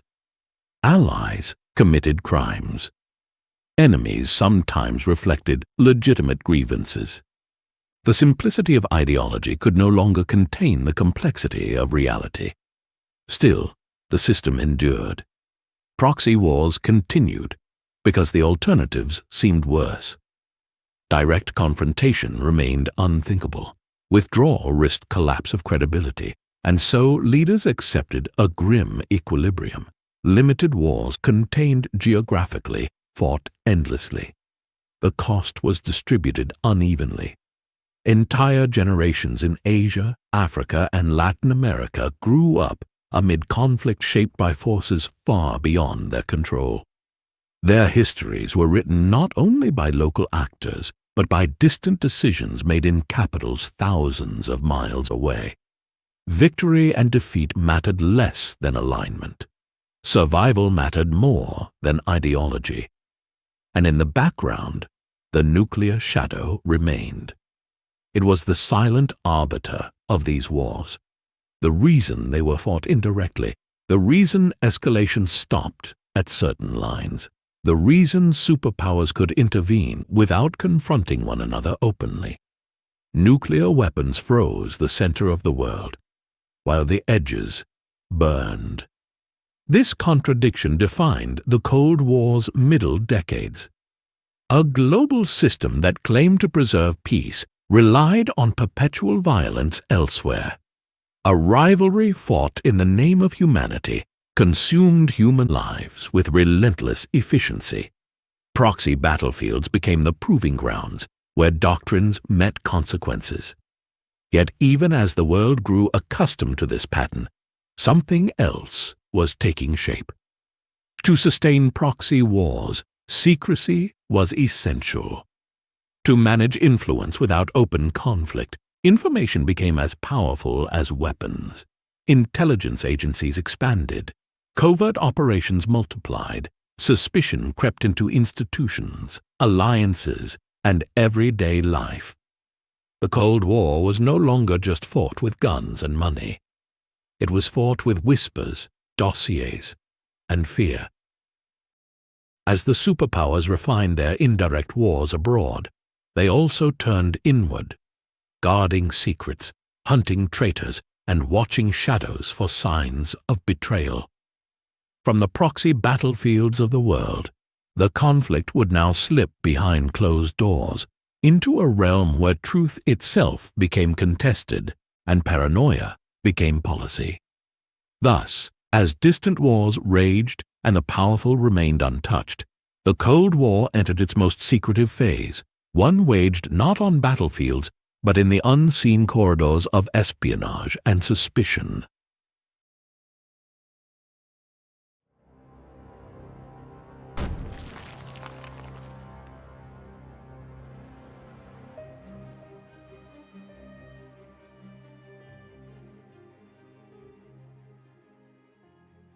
In the long shadow of nuclear weapons and proxy wars, another conflict unfolded, quieter, closer, and far more intimate.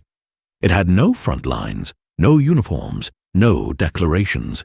Its battles were fought in offices, apartments, cafes, and archives. Its weapons were documents, whispers, and doubt. This was the Cold War's secret war. As the world divided into opposing camps, information became the most valuable currency on Earth. Knowing an adversary's intentions, its capabilities, fears, and plans could mean the difference between stability and catastrophe. Ignorance was dangerous. Surprise was fatal. And so, beneath the public language of diplomacy and deterrence, intelligence agencies expanded with unprecedented urgency. What began as wartime necessities hardened into permanent institutions. In Washington and Moscow, vast bureaucracies grew in size, reach, and authority. Analysts mapped threats, operatives recruited sources, files multiplied, entire careers were built on fragments of intercepted messages and half-seen photographs. The Cold War demanded constant vigilance, and vigilance demanded secrecy. Espionage became normalized. Spies were no longer rare figures operating on the margins of history. They were embedded everywhere, within governments, militaries, scientific institutions, and international organizations. Some were professionals, trained and handled with precision. Others were ordinary people, persuaded by ideology, money, coercion, or a sense of belonging. Motivation mattered less than access. Every state became a potential target, every ally a possible liability. The nuclear age intensified this obsession. Secrets about weapons development, delivery systems, and command protocols were priceless. A single document could alter strategy. A single leak could expose vulnerability.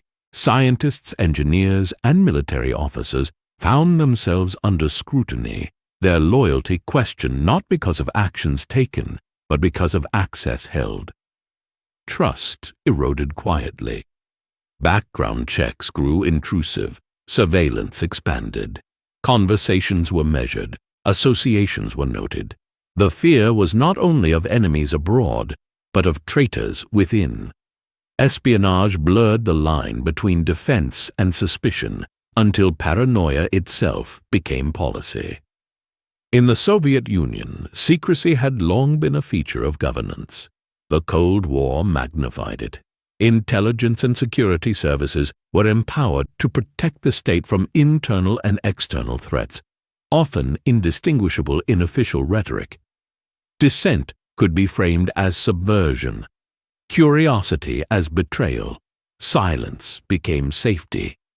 In the West, the transformation was more gradual, but no less profound. Societies that prided themselves on openness and debate found themselves grappling with fear of infiltration. Political disagreement risked being labeled disloyalty. Cultural expression was scrutinized for hidden messages. The line between vigilance and hysteria grew thin and often vanished altogether. The unseen war reshaped daily life. Writers self-censored. Scientists compartmentalized knowledge. Journalists navigated invisible boundaries. Citizens learned which questions were safe to ask and which were not. The Cold War's paranoia did not announce itself with sirens. It crept in through procedure, policy, and habit. Yet espionage was not merely defensive. Intelligence agencies did not only collect information, they shaped events. Covert operations aimed to influence elections, undermine governments, and manipulate public opinion. These actions were justified as preemptive, necessary to counter perceived threats before they materialized. Truth became fluid. Information was selected, framed, and sometimes fabricated to serve strategic goals. Propaganda and intelligence overlapped. The distinction between knowing and believing blurred. In this environment, certainty was rare, suspicion abundant. And still, the secret war expanded. Each revelation of espionage justified further surveillance. Each exposed spy fueled new fears. Success was invisible. Failure was catastrophic. The system fed on itself, driven by the belief that the enemy was always one step away from decisive advantage. The Cold War was not only shaping borders and alliances, it was reshaping psychology. Nations learned to live with the assumption that nothing was fully secure, that every system could be penetrated, and that every person could be compromised. In this climate, paranoia was not an aberration. It was rationalized as survival. Behind the grand strategies and public speeches, the real battle was being fought in silence, over secrets that few would ever see, and truths that many would never fully know. And as intelligence agencies tightened their grip on power, another transformation loomed. The secret war abroad was about to ignite fear at home. As the machinery of espionage expanded abroad, its consequences began to echo inward. The secret war did not remain confined to foreign capitals or distant embassies. It seeped back home, reshaping politics, culture, and trust within the very societies it was meant to protect. Suspicion became contagious. In the late 1940s and early 1950s, revelations of espionage struck like aftershocks. Each exposed spy confirmed what many feared. The enemy was not only beyond the border, but already inside the walls. Secrets had been stolen, loyalty had been betrayed, and if it had happened once, it could happen again. Governments responded with force. Loyalty programs were expanded. Background investigations grew exhaustive. Careers could be destroyed by association alone, by a meeting attended, a petition signed, a friend known.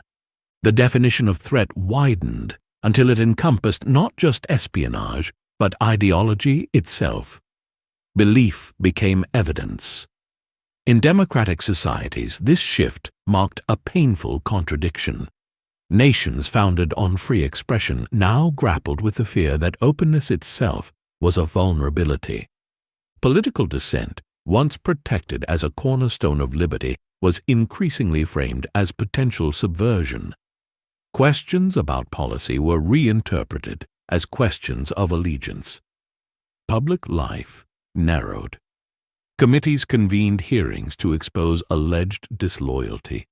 Witnesses were summoned to name names, to confess associations, to prove purity. Silence was suspicious. Cooperation was survival. The process rewarded accusation and punished doubt, creating a climate where fear moved faster than facts. Careers collapsed in public spectacle. Artists, teachers, scientists, and civil servants found themselves under scrutiny. Some were guilty of nothing more than past affiliations or unpopular opinions. Others were victims of rumor, ambition, or personal vendetta. The fear of being accused often mattered more than the truth of the accusation. Meanwhile, in the Soviet sphere, repression followed a different rhythm, but with similar logic. The Cold War intensified an already rigid system of control. Surveillance expanded. Internal security agencies watched not only for spies, but for deviation. Loyalty to the state was inseparable from loyalty to ideology. Intellectual independence was framed as danger. Dissent was not debated. It was eliminated. Purges, interrogations, and forced confessions reinforced a culture of fear. Citizens learned to guard their words even among friends. Trust retreated into silence. The assumption that one might be watched by neighbors, co-workers, or even family reshaped behavior. Public conformity became a shield against private suspicion. Across both systems, paranoia fed itself. Every arrest justified further surveillance. Every exposed spy reinforced the belief that vigilance could never relax. The logic was circular and unbreakable. If fear existed, it proved necessity. If no threat was visible, it meant the enemy was hidden more deeply. The psychological toll was immense. Fear altered how people thought, spoke, and related to one another. Relationships were strained by suspicion. Communities fractured along ideological lines. The Cold War was no longer something that happened on maps or in headlines. It lived inside minds. Espionage also reshaped governance. Secrecy expanded the power of executive institutions. Intelligence agencies operated behind layers of classification, insulated from public scrutiny. Decisions were made in closed rooms, justified by information that could not be shared. Accountability weakened as transparency receded. Truth became strategic. Information was released selectively. Narratives were curated, failures were hidden, successes exaggerated. Public understanding of the world was filtered through security priorities. Citizens were asked to trust governments that increasingly asked for trust without disclosure. This dynamic blurred the boundary between protection and control. Espionage was meant to prevent catastrophe, but its domestic consequences threatened the very values it claimed to defend. The tension was unresolved and perhaps unresolvable in a world defined by existential threat. Yet even as paranoia intensified, the secret war continued to expand outward. Covert operations grew bolder, governments were influenced quietly, elections were manipulated subtly, regimes were destabilized without formal declarations. Intelligence agencies became instruments not just of defense, but of policy, shaping outcomes before diplomacy ever began. The Cold War had entered a phase where reality itself felt unstable. What could be trusted? What was true? What was performance? And what was deception? In a world saturated with secrecy, certainty became rare. And beneath it all lay a dangerous assumption that total vigilance could guarantee safety. History would soon test that belief. For as espionage and paranoia tightened their grip, the risk of miscalculation grew. Fear sharpened reflexes, but it also narrowed vision. In the shadows, where truth was fragmented and intentions obscured, a single misunderstanding could carry consequences far beyond secrecy. The unseen war was approaching its most perilous edge. By the middle decades of the Cold War, espionage was no longer merely a tool of statecraft. It had become a defining condition of global politics. The secret war had matured into an ecosystem of surveillance, manipulation, and uncertainty, shaping decisions at the highest levels and fears in the quietest corners of daily life. Information was power, but power without clarity was perilous. Intelligence agencies now operated at a scale unimaginable before the Cold War. Networks spanned continents, budgets swelled, influence deepened. Analysts attempted to transform fragments into foresight, knowing that errors could provoke catastrophe. Yet intelligence was never complete, never neutral. It reflected assumptions, biases, and the pressure to confirm expectations. In this environment, interpretation mattered as much as fact.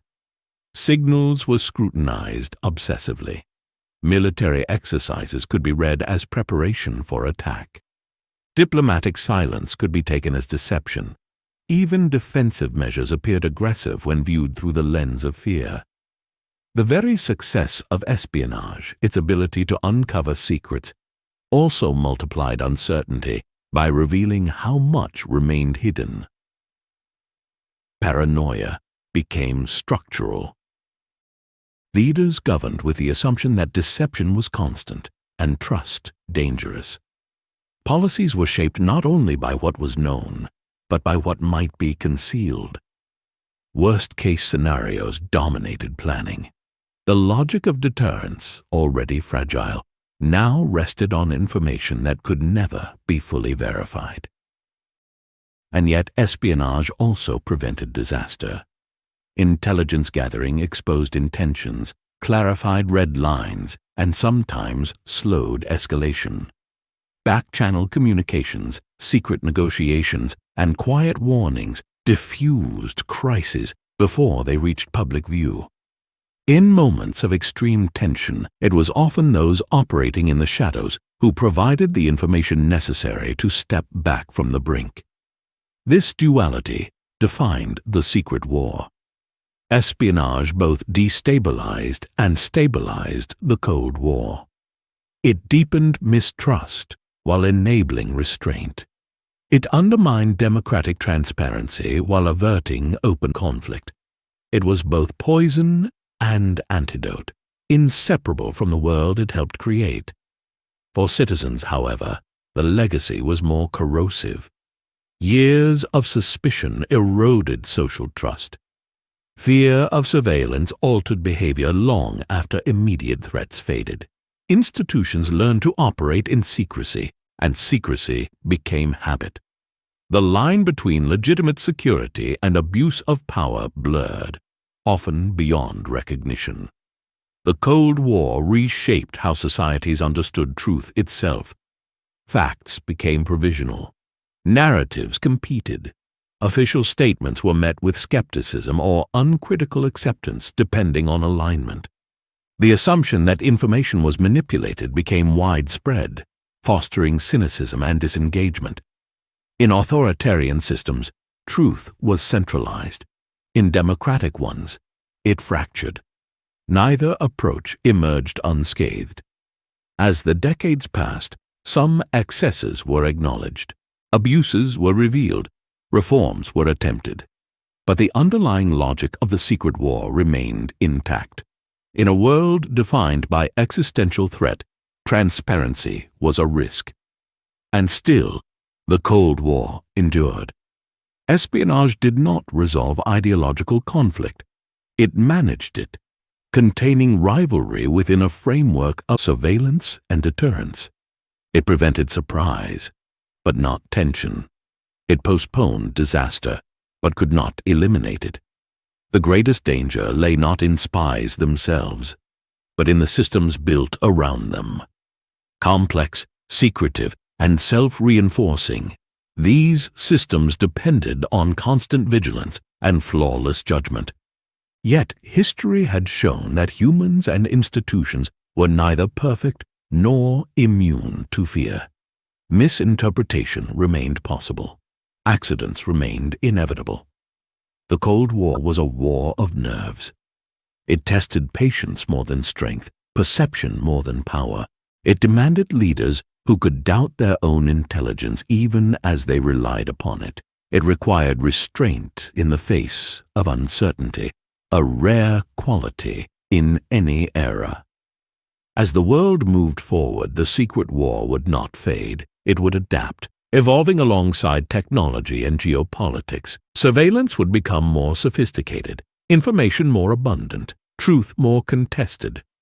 The legacy of espionage and paranoia would outlive the Cold War itself. And as this unseen conflict settled into permanence, the world approached its most dangerous moments, when secrecy, fear, and ideology converged in crises that could end everything.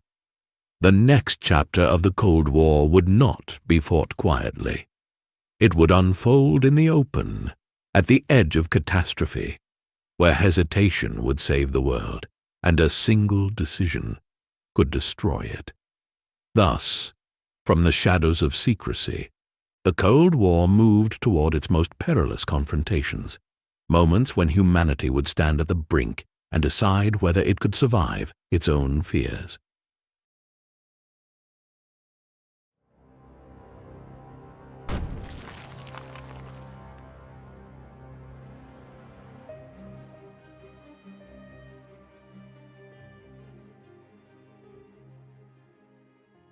In the Cold War, peace was never the absence of danger. It was the constant management of it. Beneath the surface calm of divided continents and frozen borders, tension accumulated like pressure along a fault line. Systems built on deterrence assumed rational actors, perfect information, and flawless control. History, however, had never been so orderly. And time and again, the world discovered just how thin the margin for survival truly was. The Cold War's most dangerous moments did not begin with explosions. They began with misunderstandings, with movements interpreted as threats, with signals misread through the fog of fear and secrecy. In an era defined by nuclear weapons, escalation could unfold faster than human judgment could contain it. The first great test came early. In the heart of Europe, where the Iron Curtain cut deepest, confrontation emerged not through armies, but through access. A divided city deep inside hostile territory became a symbol far larger than itself.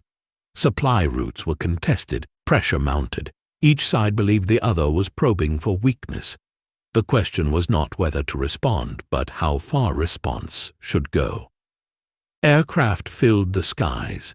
Deadlines were whispered, then denied. For months, the world watched anxiously as resolve was tested without gunfire. The crisis ended quietly, without war, but it left behind a sobering lesson. Confrontation no longer required combat to risk catastrophe. As the nuclear age advanced, the stakes only grew. Missiles replaced bombers. Warning times shrank from hours to minutes. Decisions that once unfolded slowly were now compressed into moments of irreversible consequence. Leaders were asked not only to be decisive, but to be restrained under unimaginable pressure. This contradiction haunted every crisis.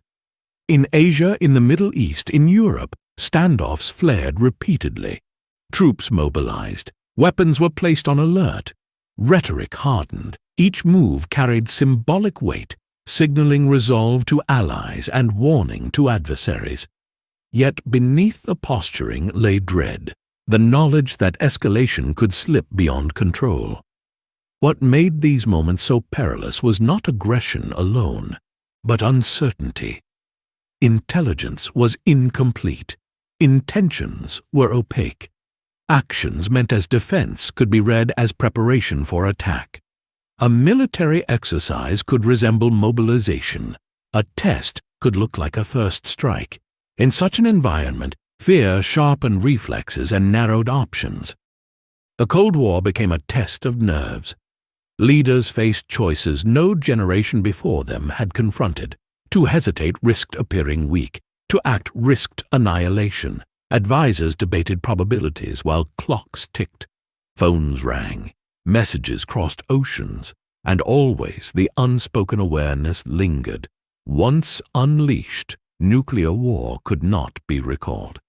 Yet again and again, catastrophe was avoided, not through certainty, but through doubt. In these moments, restraint triumphed not because plans were perfect, but because individuals questioned them. Orders were delayed, signals were double-checked, assumptions were challenged. Sometimes a single person's refusal to act on incomplete information spared the world from disaster. These decisions were rarely celebrated at the time. Secrecy concealed how close humanity had come to destruction. The public saw firmness, confidence, control. Behind closed doors, leaders grappled with fear, confusion, and the weight of responsibility. The mythology of steady hands masked a reality of uncertainty and chance. The Cold War's greatest irony emerged in these crises. The very weapons designed to prevent war made each confrontation infinitely more dangerous. Deterrence worked, but only as long as judgment held. And judgment, history reminded the world, was fragile. As crises accumulated, patterns emerged. Communication mattered. Direct channels reduced misunderstanding. Diplomacy, even when bitter, proved essential. The recognition grew, slowly and painfully, that managing rivalry required not just strength, but empathy for how actions might be perceived on the other side. Still, the danger never vanished. Each crisis left behind new protocols, new safeguards, new assumptions. Yet each also revealed new vulnerabilities. Technology advanced faster than doctrine. Warning systems multiplied points of failure. The complexity meant to ensure safety introduced fresh risks. The world lived closer to the edge than it realized. By the early 1960s, the Cold War had reached a point where a single confrontation could decide the fate of humanity. The balance of terror held, but it trembled. And soon, a crisis would erupt that would bring all these tensions together. Missiles, misperception, ideology, and fear into the most dangerous standoff the world had ever known. It would be a moment measured not in years or days, but in hours. A moment when hesitation would matter more than power. In October 1962, the Cold War stopped being theoretical. For years, both superpowers had tested one another's resolve through crises that flirted with danger, yet stopped short of disaster. This time, the margin vanished. What unfolded over 13 days brought the world closer to nuclear war than at any other moment in history. It began quietly, with photographs. High above the Caribbean, reconnaissance aircraft captured images that confirmed a fear long suspected but never proven. Missile sites were being constructed on an island just miles from the American mainland. These were not defensive installations. They were launch platforms capable of delivering nuclear warheads in minutes. The balance of terror had shifted overnight. For American leadership, the discovery was shocking not only for its proximity, but for its implications. Missiles so close erased warning time. They compressed decision-making into moments. They challenged credibility, alliances, and the very logic of deterrence. To accept them was to accept vulnerability. To remove them risked war. Inside government rooms sealed from the public, debate raged. Military leaders urged decisive action, airstrikes, invasion, elimination of the threat before it became operational. Others warned that such moves would invite retaliation, potentially triggering a chain reaction that could not be contained. Every option carried consequences measured in millions of lives. Across the world, the Soviet leadership faced its own calculations. The deployment had been driven by insecurity and strategy, an attempt to protect an ally, to counter existing imbalances, to demonstrate resolve. Yet discovery changed everything. Withdrawal risked humiliation. Escalation risked annihilation. Each move was scrutinized for weakness, each hesitation for danger. The crisis unfolded at terrifying speed. Naval forces were mobilized. Missiles were placed on high alert. Aircraft stood ready. Communication between capitals intensified. Yet clarity remained elusive. Messages crossed oceans laden with ambiguity, threat, and restraint all at once. The public saw little of this. Newspapers spoke in careful language. Leaders addressed their nations with resolve, not panic. Behind the scenes, uncertainty reigned. Intelligence was incomplete. Timelines were uncertain. No one could say with confidence how close the world was to the point of no return. At sea, the confrontation tightened. Naval vessels moved into position to enforce a perimeter, stopping shipments suspected of carrying further weapons. Each encounter carried risk. A misinterpreted maneuver, a nervous commander, a misfired shot. Any could ignite conflict. Beneath the surface, submarines maneuvered in silence, armed and under immense pressure. At every level, individuals faced impossible decisions. Pilots flew missions knowing they might not return. Commanders interpreted orders that balanced aggression and restraint. Analysts worked through nights, reassessing assumptions that shifted by the hour. The machinery of deterrence strained under the weight of reality. What saved the world was not superiority, but communication. As tension peaked, back channels activated. Messages were sent not for public consumption, but for understanding. Language softened. Proposals emerged that allowed each side to step back without collapse of credibility. Compromise, once framed as weakness, became survival. The resolution came not with triumph, but with relief. Missiles were removed. Forces stood down. The immediate danger passed. There were no celebrations, only exhaustion. Both sides understood how close they had come to disaster, how little margin had existed between control and chaos. In the aftermath, silence fell. The world returned to routine, but something fundamental had changed. The illusion of manageability had been shattered. Leaders now knew viscerally that nuclear war was not an abstraction. It was a real possibility, shaped by human error, fear, and chance. This crisis left scars deeper than any battlefield.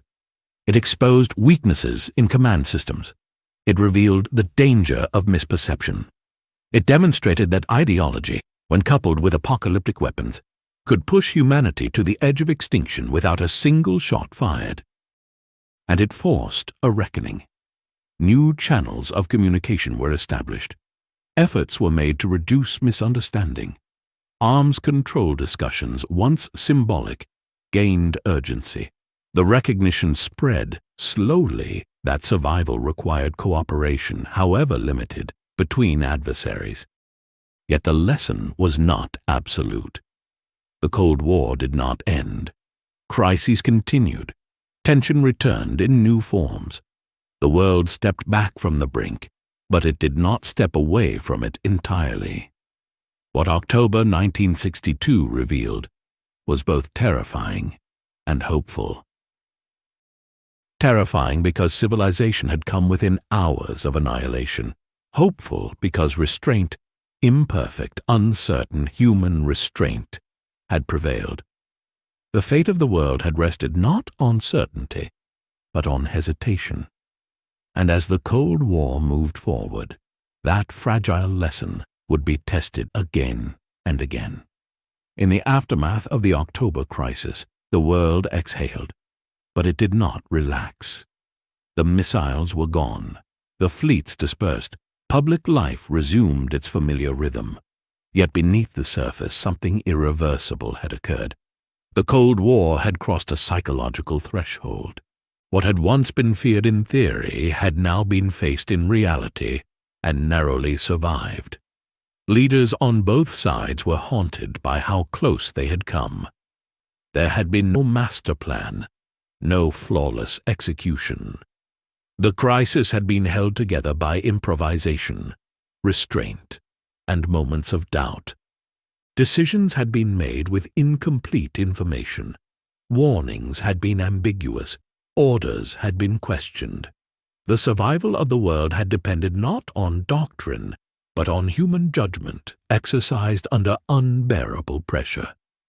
This realization reshaped the Cold War. For the first time, the superpowers fully acknowledged that miscalculation, not aggression, posed the greatest threat. Nuclear war did not require hatred or intent.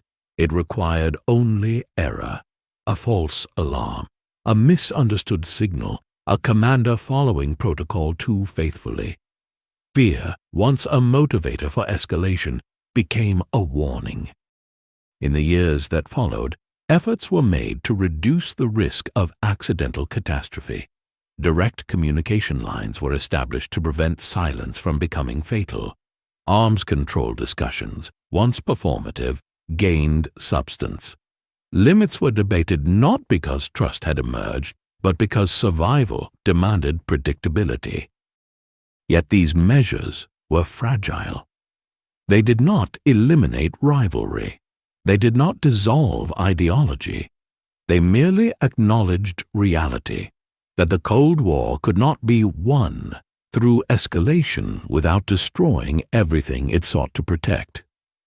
Other crises followed. Confrontations flared in divided cities, contested borders, and distant regions. Forces mobilized. Weapons were readied. Again and again, the world approached dangerous thresholds. Each time, the memory of near annihilation loomed in the background, a silent reminder of what failure looked like. Sometimes restraint prevailed. Other times, luck intervened. False warnings were detected and ignored. Radar glitches were questioned.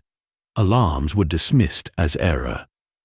Individuals, often unknown and uncelebrated, chose hesitation over obedience, doubt over certainty. Their names rarely appeared in headlines. Their decisions were classified or forgotten. Yet history turned on them all the same. The Cold War's most perilous moments revealed an uncomfortable truth. Global survival did not rest solely on institutions or weapons, but on people, flawed, frightened, and capable of restraint. Systems designed to ensure safety could not replace judgment. Technology could not eliminate uncertainty. Control was always partial. This knowledge introduced humility into strategy. Leaders spoke less casually about force. Diplomacy, though still adversarial, gained weight. Crisis management became a discipline in itself, studied, rehearsed, and refined. The goal shifted subtly, from victory to avoidance. Yet living on the brink became normalized. Generations grew up knowing that their lives were shaped by decisions made in minutes, far beyond their control. The sense of fragility became part of the human condition. Peace was no longer assumed. It was maintained, moment by moment, through vigilance and restraint. The paradox endured. The weapons that threatened extinction also enforced caution. The fear that could destroy civilization also preserved it. Humanity survived not because it solved the Cold War, but because it learned, imperfectly, to live with it. At the cost of this vigilance was heavy. Anxiety seeped into culture. Trust remained thin. Every crisis reminded the world how little margin remained. The Cold War had proven that survival was possible, but never guaranteed. And so, as the superpowers stepped back from the brink, the conflict did not end. It changed shape. Direct confrontation gave way to new strategies. Competition moved into diplomacy, economics, culture, and influence. The battlefield shifted once more, not toward explosions, but toward endurance.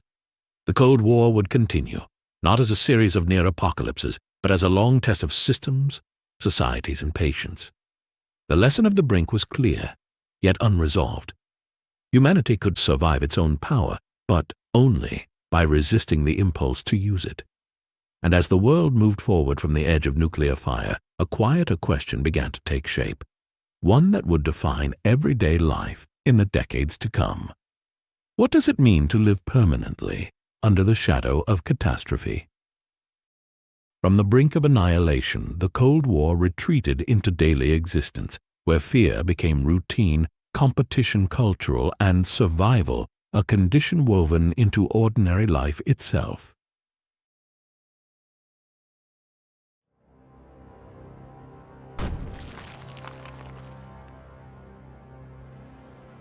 The Cold War was not only a struggle between governments, it was a condition imposed on everyday life. For millions across the world, it arrived quietly, without tanks or declarations. It entered through classrooms and living rooms, through radios and newspapers, through rituals practiced so often they became ordinary. The fear of catastrophe did not remain abstract. It settled into routine. In the years after the great crises, societies adjusted not to peace, but to expectation. In cities across Europe, North America, and the Soviet sphere, civil defense became part of civic duty. Sirens were tested, shelters were marked. Instructions were distributed explaining how to survive the unthinkable. Children learned drills meant to protect them from forces no desk or doorway could withstand. The lessons were delivered calmly, almost gently, as if normalization itself were a form of reassurance. Fear was managed through procedure. Schools became instruments of ideology as much as education. History was taught through selective memory, geography through strategic importance, science through competition. Students learned not only facts, but frameworks, who they were, who the enemy was, and why the future depended on vigilance. In every system, loyalty was cultivated early, reinforced through repetition and reward. The Cold War shaped childhood.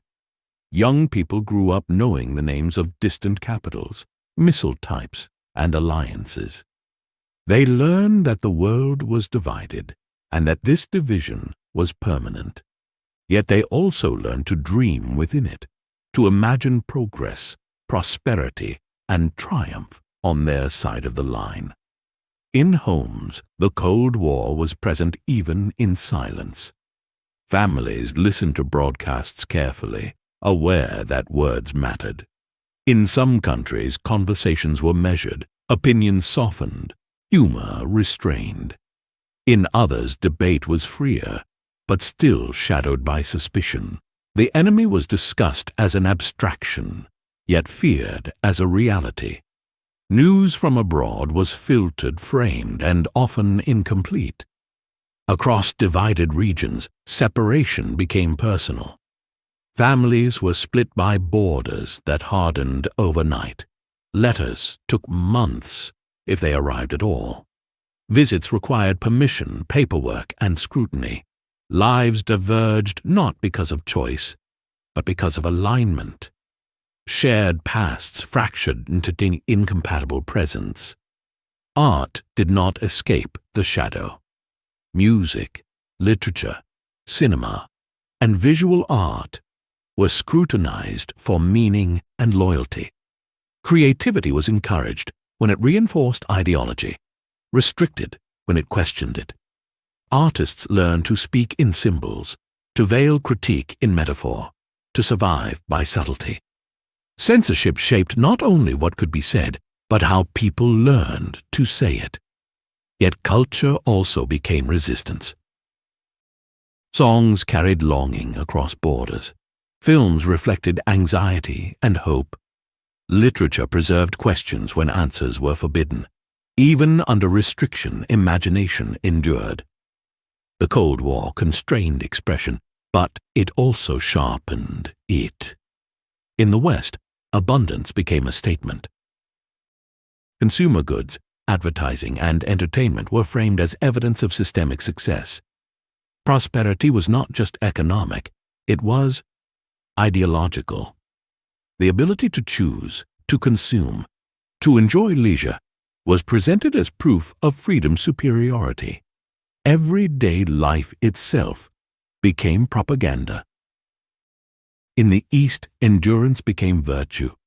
Discipline, collective effort, and sacrifice were celebrated as moral strengths. Survival through hardship was framed as dignity. Achievements in science, industry, and sport were elevated as demonstrations of ideological resolve. Pride was drawn not from comfort, but from contribution. Thus, daily life became comparative. People learned to see themselves not only as citizens, but as representatives. A classroom, a factory, a stadium. All became stages where systems competed. Successes were amplified. Failures were explained or concealed. Even joy carried expectation. Sports in particular became symbolic battlegrounds. International competitions were charged with meaning far beyond the scoreboard. Victories were celebrated as national triumphs. Defeats were mourned as ideological setbacks. Athletes carried the weight of systems on their shoulders, trained not only to win, but to represent an entire worldview. Science followed the same path. Breakthroughs were heralded as proof of superiority. Laboratories became extensions of national ambition. Education emphasized fields tied to defense, industry, and prestige. Knowledge was pursued not only for discovery, but for demonstration. Above all, there was the sky. The promise of space exploration captivated imaginations across the divide. Rockets launched not only satellites, but narratives of destiny. The cosmos became the newest frontier of competition, silent, vast, and symbolic. To reach it was to claim the future. And yet beneath all this competition, ordinary life continued.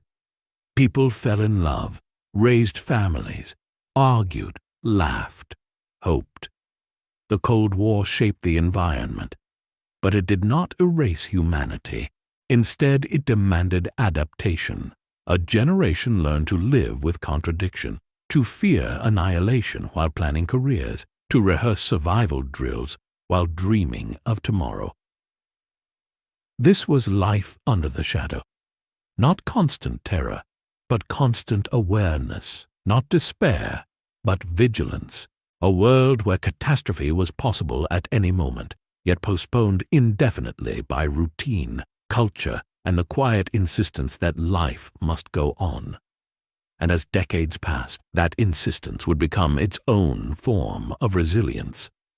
As the Cold War settled into permanence, competition seeped deeper into the fabric of culture. What people watched, read, celebrated, and even imagined became infused with ideological meaning. Culture was no longer merely expression. It was evidence. Proof that one way of life produced better citizens, stronger minds, and a more hopeful future. The battle for hearts and minds unfolded everywhere. Cinema screens flickered with stories of heroism and threat. In one world, films warned of infiltration, corruption, and the fragility of freedom. In the other, they celebrated sacrifice, unity, and vigilance against hostile forces. The enemy was often faceless, symbolic, or exaggerated, but always present. Entertainment reassured audiences that danger could be confronted, contained, and overcome. Television entered homes as both comfort and conduit. News broadcasts framed global events through ideological lenses. selecting images and language that reinforced belonging. Crises abroad were explained not as accidents of history, but as consequences of the opposing system's nature. Repetition shaped perception. Over time, narratives hardened into common sense. Radio crossed borders more easily than armies. Voices traveled through static, carrying music, news, and forbidden perspectives. Governments jammed signals and punished listeners, yet curiosity endured. For many, these distant broadcasts offered glimpses of alternative realities, sometimes idealized, sometimes unsettling. Information became both temptation and threat. Education deepened the divide. Textbooks differed not just in interpretation, but in foundation. History began and ended at different moments. Heroes and villains swapped roles across borders. Scientific achievements were framed as national victories. Even mathematics and physics were presented as tools for collective strength. Learning was never neutral. It prepared students to serve a system. Language itself adapted. Certain words gained power. Others disappeared. Euphemisms softened hardship. Slogans simplified complexity. Repetition embedded ideology into everyday speech, shaping how people thought before they realized they were thinking at all. And yet, within these constraints, creativity found ways to breathe. Artists learned to speak indirectly. Painters embedded critique in abstraction. Writers used allegory and historical settings to ask forbidden questions. Musicians layered meaning beneath melody. Audiences learned to listen between the lines, to recognize resonance where none was explicitly declared. Censorship did not eliminate dissent. It refined it. In freer societies, expression flourished more openly, but it too was shaped by anxiety. Satire emerged as a release valve, mocking the absurdity of permanent tension. Science fiction imagined futures destroyed or transformed by human arrogance. Humor confronted fear by shrinking it, making the unimaginable manageable. Across the divide, similar themes emerged in different forms. Fear of annihilation, longing for peace, suspicion of power, hope that progress might outpace destruction. Despite ideological separation, the emotional landscape was strikingly similar. People everywhere struggled with the same contradictions: pride and doubt, optimism and dread. Nowhere was this more visible than in science and space. The race beyond Earth captured global attention. Rockets pierced the sky, carrying not just instruments, but aspirations. Each launch was framed as a triumph of system and spirit. The cosmos became a canvas onto which nations projected their future. Orderly, advanced, inevitable. Children dreamed of becoming scientists and explorers, believing the future lay upward, beyond politics and borders. Space offered escape from the shadow below, even as it was born from the same technologies that threatened destruction. Sports mirrored this symbolism. Athletes trained with intensity shaped by national expectation. International competitions were saturated with meaning. A race won, a record broken, a medal raised. Each moment was amplified as proof of vitality and legitimacy. Victory promised more than pride. It promised validation.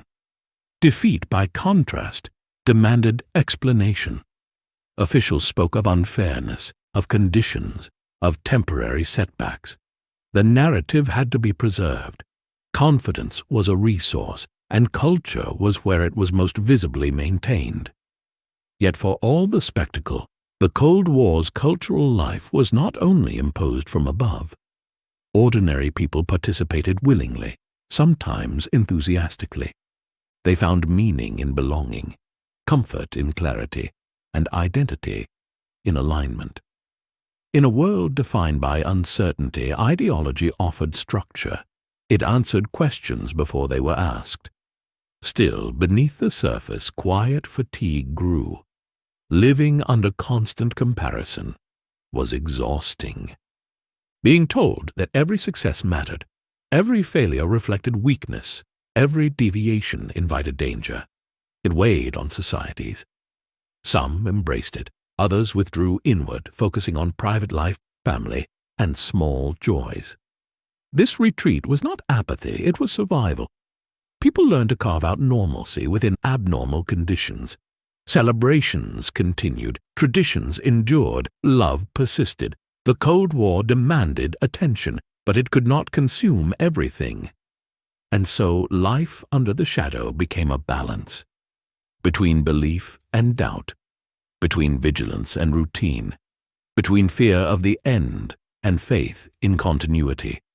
Culture in all its forms became the place where this balance was negotiated, where societies coped, competed, and carried on. But as the decades advanced, the weight of permanent tension began to show cracks.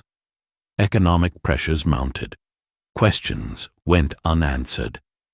Younger generations, raised under the shadow but not shaped by the memory of total war, began to ask whether this way of life was inevitable or chosen.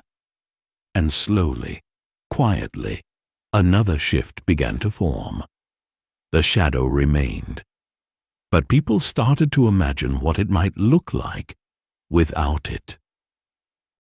By the late decades of the Cold War, life under the shadow had become inherited rather than imposed. For those born after the great crises, the threat of annihilation was not a shocking revelation. It was background noise, a condition of existence learned before it was questioned. And yet this familiarity bred both resilience and restlessness. A generation raised on drills, slogans, and rivalry began to sense the contradictions of permanent fear. They had not lived through World War. They did not carry its scars in their bodies or memories. What they carried instead was a question. Why must this continue? In households across the divide, parents who remembered devastation spoke of caution and survival. Children, surrounded by technology, culture, and possibility, imagined something more. The Cold War had taught obedience and vigilance, but it had also produced education, global awareness, and curiosity. Ironically, it created the tools that would one day challenge it. Music crossed borders faster than ideology could stop it. Youth culture emerged with shared rhythms, fashion, and attitudes that defied rigid classification. Even when filtered or censored, these influences hinted at a wider world, one not neatly divided by doctrine. In science and technology, collaboration became quietly necessary. Shared challenges, disease, environment, communication, did not respect ideology. Experts met at conferences, exchanged data cautiously, and acknowledged common ground. Though framed as competition, progress revealed interdependence. No system advanced alone. Daily life reflected this tension. Citizens complied outwardly while questioning inwardly. Some embraced reform. Others disengaged from politics entirely, focusing on personal fulfillment. The Cold War demanded belief, but belief could not be enforced indefinitely. Art and literature grew bolder. Where once metaphor had been required, critique now emerged more openly in some places. In others, subtlety remained essential, but audiences were increasingly adept at decoding it. Stories about alienation, bureaucracy, and moral compromise resonated widely, not because they named ideology, but because they described lived experience. The shadow still loomed, but it no longer defined everything. People began to imagine futures not measured by victory or defeat, but by normalcy. They wanted travel without suspicion, knowledge without restriction, creativity without fear. These desires were not revolutionary in themselves. but they were transformative. The Cold War had succeeded in preventing global war, but it had failed to provide peace. This realization spread unevenly, quietly, often privately. It did not dismantle systems overnight, but it eroded certainty. The binary worldview that had dominated for decades began to feel insufficient, even hollow. Still, fear lingered. Missiles remained armed. Alliances remained tense. Crises could still erupt without warning. The shadow was not gone. It had simply become familiar enough to question. And in that questioning lay possibility. Life under the shadow had forged generations who understood the cost of conflict intimately, even without experiencing its full violence. They had learned to live with fear, but they had also learned to imagine beyond it.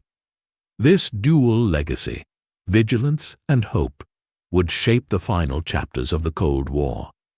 As societies adjusted to endurance rather than escalation, new strategies emerged. Leaders experimented with easing tension, testing whether rivalry could be managed differently. Cultural exchange, limited cooperation, and cautious dialogue hinted at another path.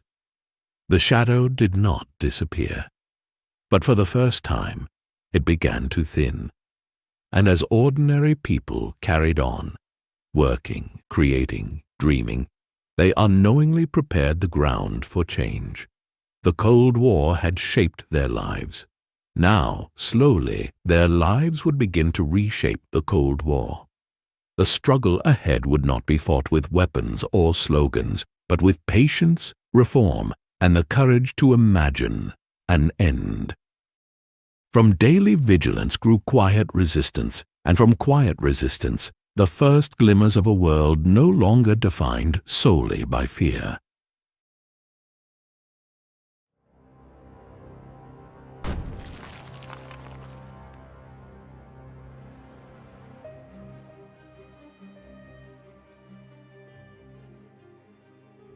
By the dawn of the 1970s, the Cold War had reached a point of exhaustion.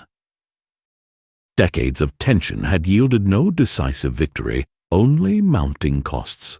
Proxy wars dragged on without resolution. Nuclear arsenals had grown so vast they defied rational use. Societies on both sides carried the psychological weight of permanent confrontation, and leaders, many shaped by memories of near catastrophe, began to question whether endless escalation was sustainable. Out of this fatigue emerged a cautious shift. It was not born of trust, nor of reconciliation, but of realism. The recognition spread that survival required restraint, and that rivalry, if it could not be ended, might at least be managed. This uneasy adjustment came to be known as détente, a loosening, a pause, a tentative breath in a long-held standoff. For the first time in a generation, dialogue replaced rhetoric at the highest levels. Diplomatic channels widened, summits were held, formal language softened, agreements were drafted not to settle ideological disputes, but to contain their most dangerous consequences.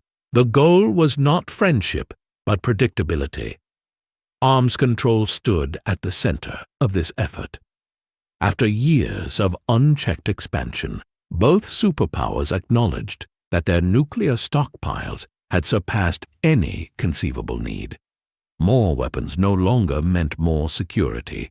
Instead, they introduced instability, shorter warning times, higher risk of miscalculation, and greater strain on command systems.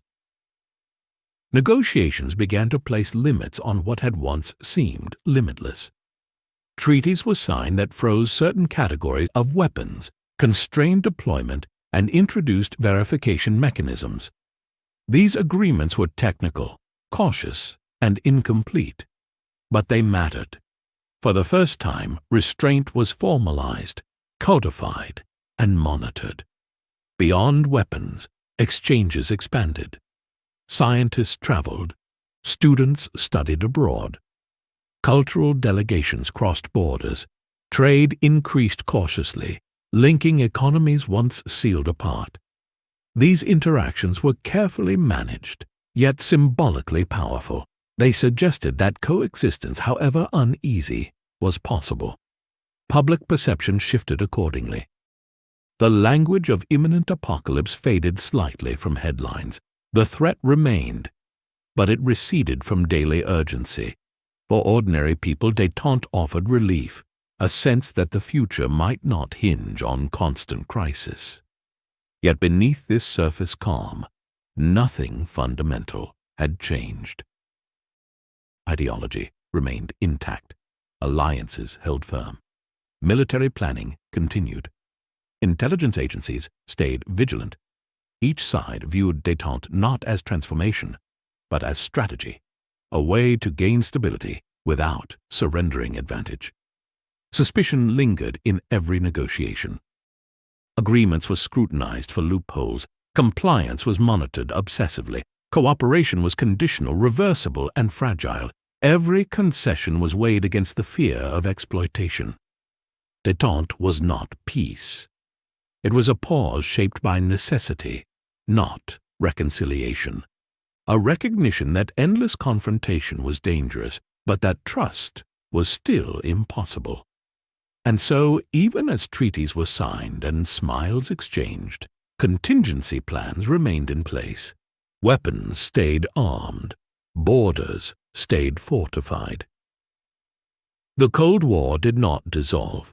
It adjusted. The illusion of calm spread, convincing many that the worst was over. But beneath the thaw, the ice had not melted. It had only cracked. As détente unfolded, it revealed both its promise and its limits. The outward signs of cooperation multiplied, agreements signed, embassies opened wider, handshakes photographed for history. Yet beneath every gesture lay calculation. The Cold War had taught its participants to expect deception, and détente did not erase that instinct, it merely refined it. Negotiations became exercises in precision. Every word of every treaty was debated, measured, and constrained. Verification mattered as much as intention. Satellites monitored missile silos. Inspectors counted launchers. Compliance was assessed not through trust, but through data. Cooperation survived only insofar as it could be observed and controlled. This was détente's central paradox. It depended on dialogue, yet assumed dishonesty. It sought stability, yet prepared for betrayal. Each side entered agreements believing they benefited more than the other, or at least lost less. Mutual restraint was tolerated, but mutual confidence remained elusive. Beyond arms control, economic and cultural exchange expanded cautiously. Trade agreements linked economies in limited ways, offering access to resources, technology, and markets. These exchanges were framed as pragmatic, not ideological. Commerce, it was hoped, could soften hostility where politics could not. Yet economic ties also carried anxiety. Dependence risked vulnerability.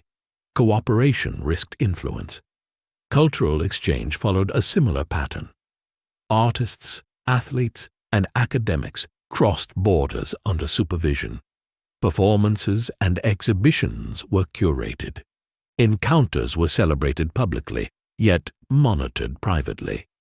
These interactions humanized the adversary, but they also unsettled official narratives that thrived on distance and caricature. For ordinary people, détente felt uneven. Some experienced new opportunities, travel, collaboration, exposure to different ways of life. Others saw little change at all. Borders remained guarded. Media remained filtered. The structure of division endured even as its tone softened. And in many regions of the world, détente felt distant, irrelevant. Proxy conflicts did not cease. Wars continued in Asia, Africa, and Latin America, fueled by the same rivalries that détente claimed to moderate. While superpowers negotiated limits on nuclear weapons, they continued to supply conventional arms elsewhere. The Cold War's violence was redistributed, not eliminated. This contradiction strained the credibility of détente. To critics, it appeared selective, offering stability at the center while tolerating chaos at the margins. Moral certainty eroded as ideals of peace clashed with realities of ongoing intervention. The promise of restraint rang hollow to those still living amid conflict. Within the superpowers themselves, skepticism grew. Hardliners warned that détente masked weakness. They argued that compromise emboldened the enemy, that restraint surrendered momentum. Each treaty became a point of contention in domestic politics. Supporters defended détente as necessity. Opponents framed it as illusion. This internal division exposed another vulnerability. Détente depended on continuity, on leaders willing to sustain engagement despite mistrust. Yet, political systems changed. Elections shifted priorities. Crises interrupted progress. The stability détente sought to create was fragile because it relied on consensus that could evaporate overnight. Events soon tested this fragility. Moments of cooperation were punctured by episodes of confrontation. Military interventions, political upheavals, and regional crises reignited suspicion. Each incident threatened to unravel months or years of careful diplomacy. The question returned again and again. Was détente a genuine shift or merely a tactical pause? For many leaders, the answer was pragmatic. They did not believe ideological rivalry could be resolved. They believed it could be managed. Détente was never meant to end the Cold War, only to reduce the risk that it would end the world. But managing rivalry required constant effort. It demanded patience in the face of provocation, discipline in rhetoric, and willingness to absorb setbacks without abandoning the process. These qualities were rare in a system built on competition and fear. As the decade progressed, the limitations of détente became clearer. Arms control slowed certain dangers, but introduced others. Technology advanced faster than treaties could adapt. New weapon systems challenged existing agreements. Verification grew more complex. Each innovation reopened old anxieties. The thaw, it seemed, was conditional. It could recede as quickly as it had appeared. Détente had proven that cooperation was possible, but also that it was reversible. It offered relief without resolution, stability without trust. It was a pause in a conflict that still lacked an ending. And as the 1970s drew on, the illusion of permanence began to fade. The Cold War had bent, but it had not broken. Soon events would test whether restraint could survive renewed tension, or whether suspicion would once again harden into confrontation. By the end of the 1970s, the limits of détente were no longer theoretical. They were visible, tangible, and increasingly difficult to ignore. The fragile calm that had defined the decade began to fray, not all at once, but through a series of moments that revealed how shallow the thaw had truly been. Trust, never abundant, began to erode further. Arms control agreements remained in place, but confidence in their spirit waned. Each side accused the other of exploiting loopholes or pursuing advantage through new technologies not yet covered by existing treaties. Innovation raced ahead of regulation. The logic of competition reasserted itself, quietly but relentlessly. Regional crises intensified these doubts. Events far from the negotiating tables of diplomacy reignited suspicion. Interventions, revolutions, and shifting alliances reminded both superpowers that ideology still mattered, and that influence was still contested. What had been managed through dialogue suddenly felt unstable again. Détente had not resolved the Cold War's core contradiction. It had reduced the risk of accidental annihilation, but it had not reconciled opposing visions of the world. Each side still believed history favored its system. Each still feared the other's expansion. Beneath cooperation lay competition, waiting for opportunity. Domestic politics accelerated the breakdown. Leadership changed. Public opinion shifted. Critics of détente gained ground, arguing that restraint had been mistaken for weakness. Confidence in compromise faded as frustration mounted. Agreements that once symbolized progress were recast as concessions. The narrative changed. Where détente had once been framed as wisdom, it was now portrayed by some as illusion, a dangerous pause that allowed adversaries to regroup. Rhetoric hardened. Military spending increased. Planning returned to worst-case scenarios. The vocabulary of cooperation gave way once more to the language of confrontation. For ordinary people, the shift was disorienting. The promise of a safer world had flickered briefly, then dimmed. The familiar anxieties of the Cold War returned with renewed force. News of renewed tension revived memories of crisis and fear. The sense that history was repeating itself settled heavily. And yet détente had left a mark. It had proven that dialogue was possible, that restraint could be negotiated, that rivals could recognize shared interest in survival. These lessons did not vanish when the thaw cracked. They lingered, shaping how future confrontations would be approached. The illusion was not that détente failed. The illusion was that it could succeed alone. Without addressing the deeper causes of rivalry, ideology, security fears, historical trauma, no agreement could be permanent. Détente treated symptoms, not disease. It managed danger without resolving its source. As the Cold War entered a new, colder phase, this reality became unavoidable. The world had glimpsed what reduced tension felt like, and it had learned how fragile that feeling was. Hope had been tempered by experience, optimism replaced by caution. The thaw receded, but it did not disappear entirely. It retreated into memory and precedent, waiting for conditions to change again.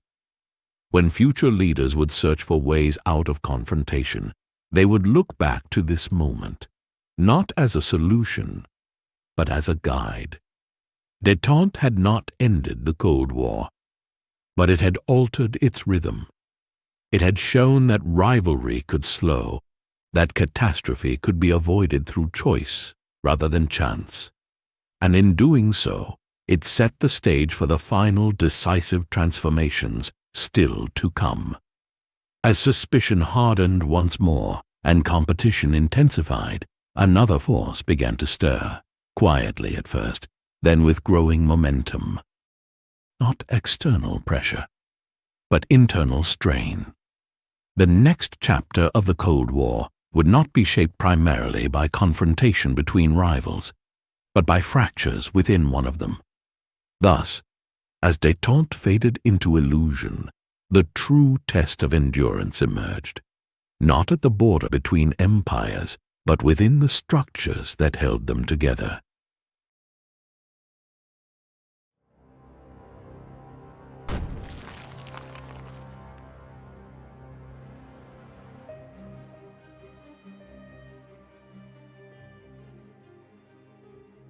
By the late 1970s and early 1980s, the Cold War no longer felt like a struggle accelerating toward victory. It felt like a system holding its breath, rigid, exhausted, and increasingly brittle. Nowhere was this strain more visible than within the Soviet bloc. For decades, centralized control had delivered stability, security, and global stature. It had mobilized nations for war, rebuilt shattered economies, and projected power across continents. But what had once been strength was slowly becoming liability. The mechanisms designed for control proved ill-suited for adaptation, and in a world changing faster than doctrine, permanence became pressure. Economic growth slowed, then stalled. Factories met quotas, but not needs. Innovation lagged behind imitation. Bureaucracy expanded while efficiency declined. Resources were poured into military competition at the expense of consumer life. Shelves grew emptier, infrastructure aged. Promises made in ideology no longer matched lived reality. The contrast became harder to ignore. Across the divide, images of abundance circulated, sometimes exaggerated, sometimes real. Technology advanced rapidly. Information moved faster. The gap between expectation and experience widened, not only materially, but psychologically. People compared not just systems, but futures. Political rigidity deepened the strain. Leadership aged. Decision-making slowed. Reform was discussed cautiously, then deferred. The fear was not irrational. Loosening control risked unraveling authority entirely. Yet maintaining rigidity carried its own danger. Irrelevance. The system struggled to respond to new challenges using old tools. Dissent did not explode. It accumulated. It appeared in quiet forms: cynicism, disengagement, dark humor. Participation became ritual rather than belief. Loyalty was performed, not felt. The state still commanded obedience, but conviction was thinning. Meanwhile, information began to leak through the cracks. Technological change weakened isolation. Broadcasts crossed borders. Cultural exchange widened perspective. Even filtered knowledge could spark comparison, and comparison invited doubt. The monopoly on narrative eroded slowly, but decisively. Reformers sensed the danger. They understood that stagnation threatened legitimacy more than openness ever could. Attempts were made to adjust, to modernize, to streamline, to revive belief. But reform exposed contradictions it could not easily resolve. Transparency revealed problems long hidden. Debate questioned authority long assumed. The system faced an impossible balance. Change too little, and decay would continue. Change too much, and control might collapse. Every adjustment carried risk. Every delay compounded cost. Externally, the Soviet bloc still appeared formidable. Its armies remained vast, its alliances intact, its nuclear arsenal undiminished. But beneath the surface, the greatest threat was not invasion or confrontation. It was endurance. Empires could survive enemies. They struggled to survive exhaustion. As the 1980s began, the Cold War's center of gravity shifted once again. The defining conflict was no longer solely between rival systems, but within one of them. The pressure that had once been projected outward was turning inward, testing foundations long assumed unbreakable. The cracks were still narrow, but they were spreading. As the pressure mounted, it became impossible to maintain the illusion of permanence. By the mid-1980s, the Soviet leadership confronted a reality it could no longer postpone. The system was not merely slowing, it was failing to renew itself. The problem was not a single policy or leader. It was structural. Central planning, once effective in mobilizing resources, proved clumsy in a world driven by innovation, information, and flexibility. Production targets rewarded quantity over quality. Initiative was punished by risk. Corruption thrived in the gaps between official expectations and practical reality. What appeared efficient on paper often collapsed in practice.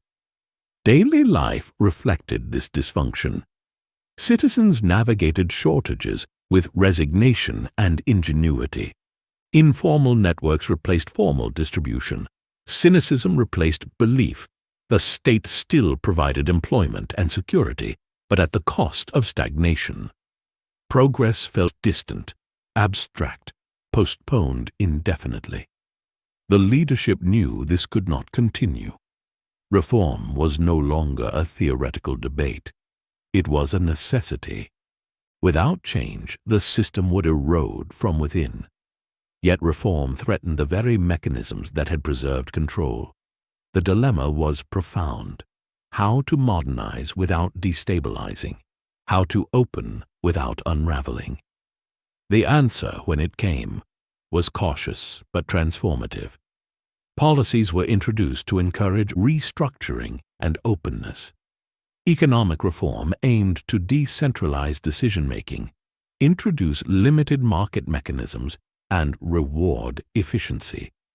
Political reform sought transparency, debate, and accountability. Information restrictions were eased.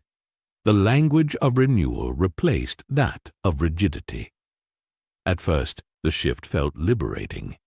Newspapers published stories once unthinkable. Histories were re-examined. Citizens spoke more freely. The state appeared to be listening rather than commanding.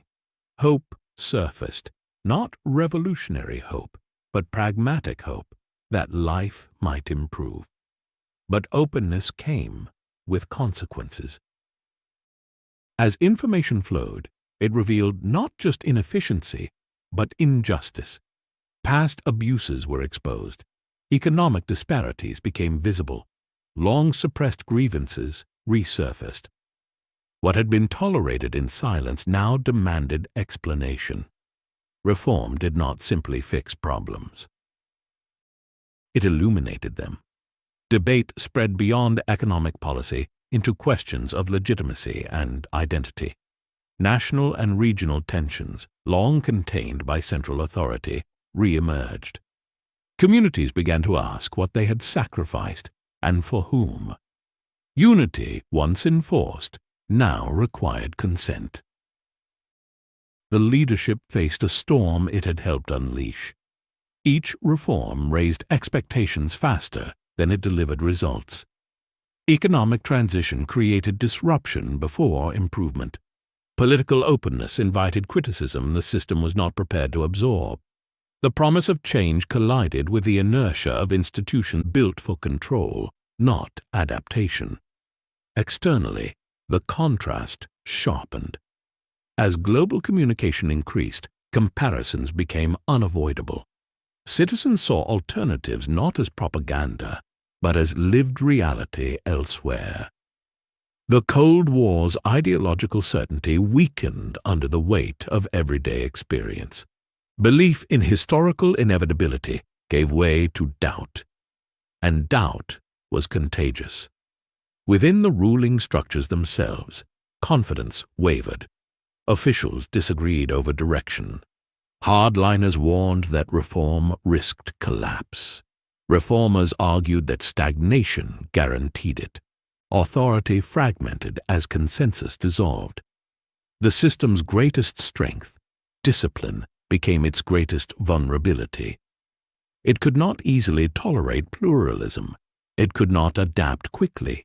It could not retreat without losing credibility. Each attempt to stabilize exposed further weakness. Each effort to restore control undermined the very openness reform required. The world watched closely. Allies grew uncertain. Adversaries reassessed strategy. The Cold War, long defined by external confrontation, now revolved around internal transformation. The balance of power began to shift, not through force, but through fragility. For ordinary people, the moment was confusing and electric. Fear and hope coexisted. The future felt suddenly open, yet frighteningly uncertain. Old certainties vanished faster than new ones could replace them. Life under the shadow was changing, but no one could say into what. The cracks were no longer hidden. They were visible, debated, and widening. And as reform exposed the depth of internal strain, a realization began to settle, quietly, inexorably. The Cold War might not end in battle or treaty. It might end in unraveling. By the late 1980s, the cracks that had once appeared manageable had widened into fractures. The forces unleashed by reform could no longer be guided, restrained, or reversed. What had begun as an attempt to preserve the system was now transforming it beyond recognition. Authority weakened at every level. Central directives were questioned. Local leaders asserted autonomy. Institutions designed for obedience struggled to operate in an environment of debate. The chain of command, once rigid and reliable, lost coherence as confidence in its purpose eroded. Economic disruption deepened the crisis. Transition exposed inefficiencies faster than it produced growth. Shortages worsened before improvement arrived. Inflation surged. Daily life became unpredictable. For many, reform felt less like renewal and more like collapse. The promise of a better future clashed painfully with the hardship of the present. Social pressure mounted. Citizens demanded accountability. National identities, long suppressed under a unified ideological framework, reasserted themselves with urgency. Republics and regions questioned their place within the system. Calls for sovereignty grew louder. What had once been framed as unity began to feel like constraint. The political center could not satisfy all sides. Hardliners feared disintegration and loss of power. Reformers feared stagnation and irrelevance. Each camp believed it was preventing disaster. Neither could fully control events. The system oscillated between concession and resistance, satisfying no one and exhausting everyone. Externally, the shift was unmistakable. The Soviet bloc's posture changed. Military confrontation gave way to restraint. Intervention declined. The willingness to impose control beyond borders faded. What had once been enforced through force was now negotiated or abandoned. This restraint altered the global balance. Allies adjusted cautiously. Adversaries recognized opportunity. The Cold War's familiar patterns unraveled as one side retreated from confrontation, not in defeat, but in exhaustion.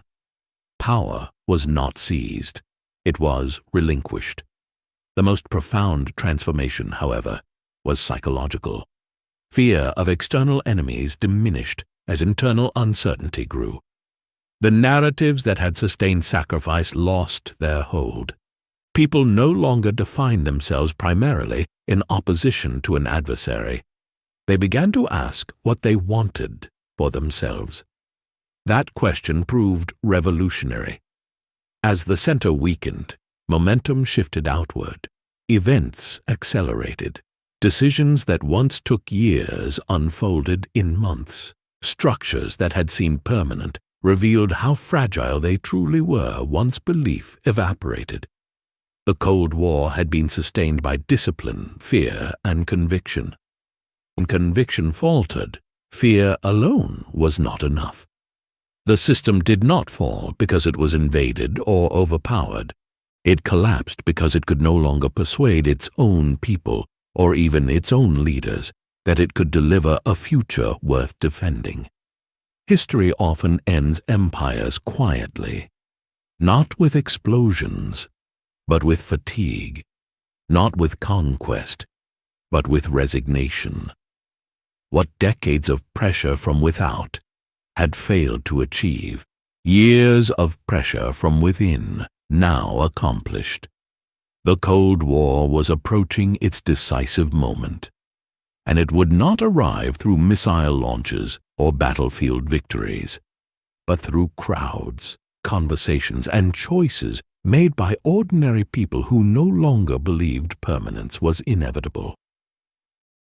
As the structures of control loosened and certainty dissolved, one final symbol remained, an artifact of division, standing in the heart of Europe, waiting to fall.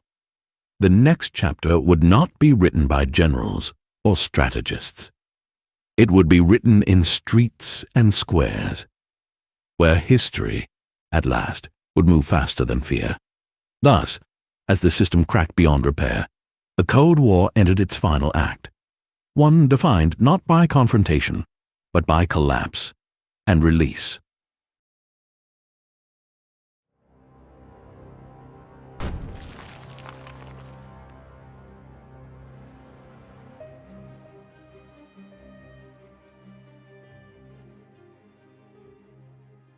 In the final years of the 1980s, history began to move faster than anyone had planned.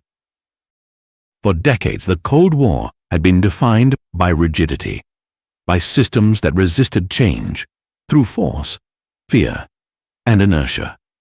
Borders were fixed, alliances immutable. Symbols of division stood like permanent fixtures of the modern world. Yet beneath this appearance of permanence, pressure had been building quietly and relentlessly. Now it released all at once.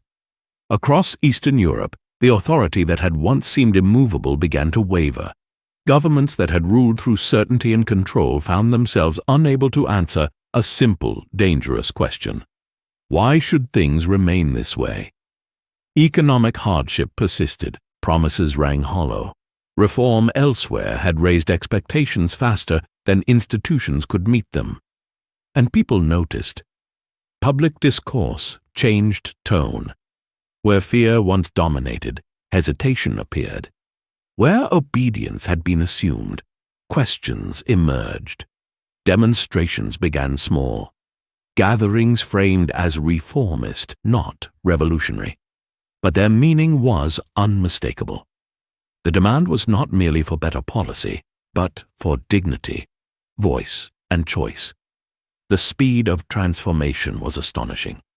In country after country, regimes discovered that their greatest weapon, force, had lost its reliability. Orders were given, then ignored. Security services hesitated. Soldiers looked at crowds not as enemies, but as neighbors. The machinery of control, once feared, now seemed uncertain of itself. This hesitation was decisive. The Cold War's balance had always relied on the assumption that systems would enforce their will. When that assumption cracked, the entire structure began to sway. Authority, once absolute, proved fragile when belief evaporated. Borders, too, began to loosen. Restrictions that had defined daily life for a generation were relaxed, then questioned, then abandoned. Travel became possible. Information flowed freely. The psychological barriers that had reinforced the physical ones weakened first, and once they did, the physical barriers could not hold for long. At the center of this transformation stood a city long accustomed to division. For decades, it had embodied the Cold War in concrete and wire. Families separated by streets, lives measured in permits and patrols, a wall built not to keep others out, but to keep its own people in. It was meant to be permanent, an admission carved into stone that the world was irreconcilably divided. But permanence depends on enforcement. As change accelerated across the region, the wall's meaning shifted. It no longer represented stability. It represented stagnation, a past clinging to relevance, a boundary out of time. And then, almost without warning, the moment arrived. Confusion spread through official channels. Statements were made, then retracted. Rules blurred. Crowds gathered, not with weapons but with expectation. Guards waited for orders that did not come, or came too late. The system hesitated, and in that hesitation history advanced. People crossed where they had been forbidden to cross.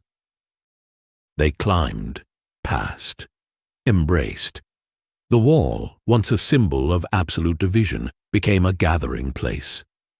Hammers struck concrete, pieces fell, cheers echoed through streets that had known silence for decades. The world watched in disbelief. There was no final battle, no declaration of surrender, no dramatic collapse orchestrated from above. What unfolded was quieter and far more profound. Ordinary people acting without violence dismantled one of the most powerful symbols of the 20th century. The meaning was unmistakable. If this wall could fall, nothing was truly permanent. Across Europe, the effect was immediate. Regimes collapsed in rapid succession. Transitions that had been unthinkable months earlier now felt inevitable. The Cold War's architecture, alliances, borders, assumptions began to dissolve at a pace that defied prediction. For those who had lived under division their entire lives, the experience was disorienting. Fear mixed with exhilaration. Certainty vanished. The future opened suddenly, without instruction or guarantee. What replaced the old order was not yet clear, but the old order itself was gone. This was not victory in the traditional sense. No army advanced. No capital was conquered. The Cold War was ending not through force, but through withdrawal, of belief, of enforcement, of fear. Decades of tension were unraveling in days, and as the wall fell, stone by stone, the world entered a moment of rare possibility where history briefly loosened its grip and allowed something new to emerge. Once the wall fell, history refused to slow down. What had begun as a moment of confusion became a cascade. The collapse of one barrier exposed the fragility of all the others. Across Eastern Europe, governments that had survived decades of pressure suddenly found themselves without certainty, without legitimacy, and without the will or ability to enforce obedience.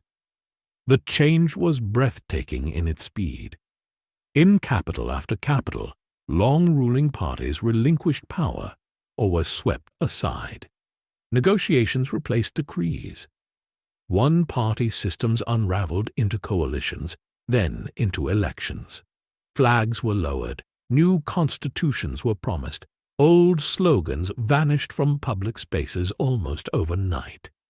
What made this transformation extraordinary was not violence, but its absence. Armies remained in their barracks. Borders opened without invasion.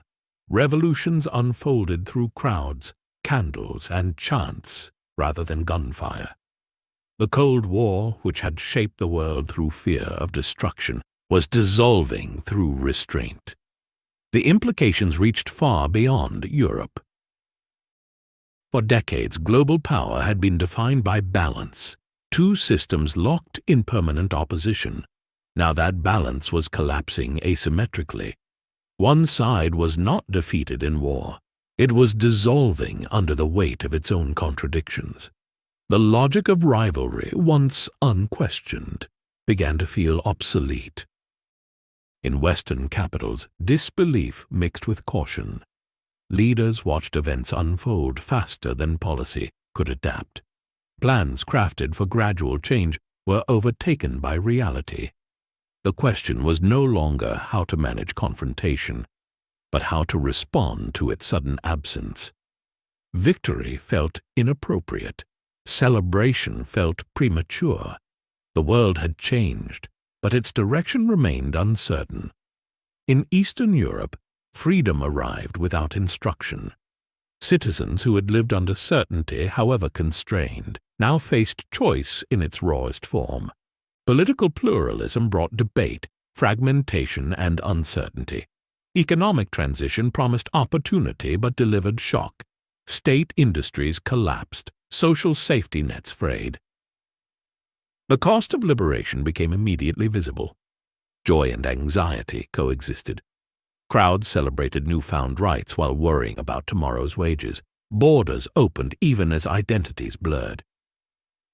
The familiar order had vanished, but its replacement was not yet defined. Freedom was exhilarating and frightening. Germany stood at the center of this upheaval. A nation divided for a generation now faced reunification at a pace few had imagined possible. Two systems, two economies, two histories were expected to merge into one. The emotional weight was immense. Families reunited, cities reconnected, but disparities were stark, and the process carried consequences that would echo for decades. The Cold War's most visible scar was disappearing, but its imprint remained. Internationally, alliances recalibrated, military doctrines were rewritten, strategic assumptions collapsed. The fear that had structured global politics for half a century receded, leaving behind a vacuum of meaning. What was the purpose of institutions built for a rivalry that no longer defined the world? Some spoke of an end of history. The belief spread that ideological struggle had been resolved, that liberal democracy and open markets had proven themselves inevitable. It was a seductive idea. Simple, optimistic, reassuring. After decades of tension, the world longed for clarity. But reality resisted simplicity. While Europe transformed peacefully, other regions faced uncertainty. Proxy conflicts did not vanish overnight. Economic inequality persisted. New tensions emerged from old grievances once suppressed by global rivalry. The Cold War's end did not erase conflict, it rearranged it.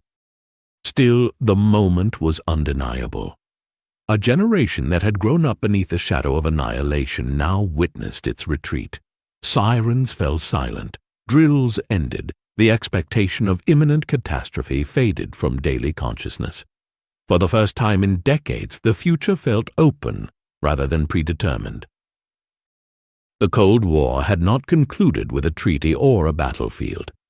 It had ended with crowds dismantling concrete, with guards stepping aside, with governments choosing not to fire. Power had yielded to people. Fear had yielded to momentum. Yet even as the old order collapsed, a question lingered, quiet but profound. What comes after a world defined by division? The answer was not immediate. The collapse of certainty brought opportunity, but also responsibility. The structures that had prevented war had also provided stability. Their disappearance demanded something new: cooperation without fear, security without enemies, identity without opposition. As the dominoes fell and Europe reshaped itself, the Cold War slipped into history, not with a final explosion but with a final release. But the story was not finished. The world still had to live with what the Cold War had left behind. By the early 1990s, the Cold War had ended, not with a signature but with acceptance. There was no moment that could be marked as its official conclusion, no victory parade, no surrender ceremony. Instead, the conflict dissolved into normalcy so gradually that history seemed to hesitate before declaring it over. The structures that had sustained rivalry collapsed faster than the language to describe their absence. The superpower confrontation simply stopped. Military forces were withdrawn. Alliances redefined their purpose. Borders that had once symbolized absolute division became lines on maps rather than barriers in life. For the first time in nearly half a century, the world no longer organized itself around the expectation of global war. This absence was disorienting. For generations, the Cold War had provided a framework, an explanation for fear, sacrifice, and vigilance. Its end removed that clarity. Nations that had defined themselves in opposition now faced a different challenge, defining themselves alone. The transformation was uneven.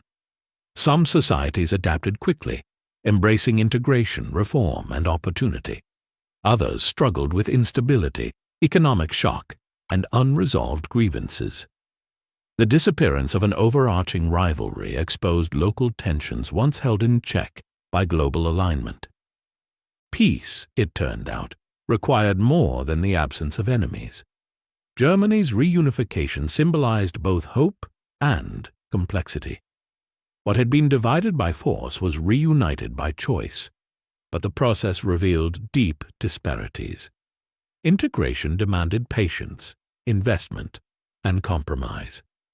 The wall's physical removal was swift. Its psychological legacy proved more enduring. Across Eastern Europe, democracy took root, but not without strain. Institutions had to be built where obedience had once sufficed. Markets replaced planning with disruptive speed.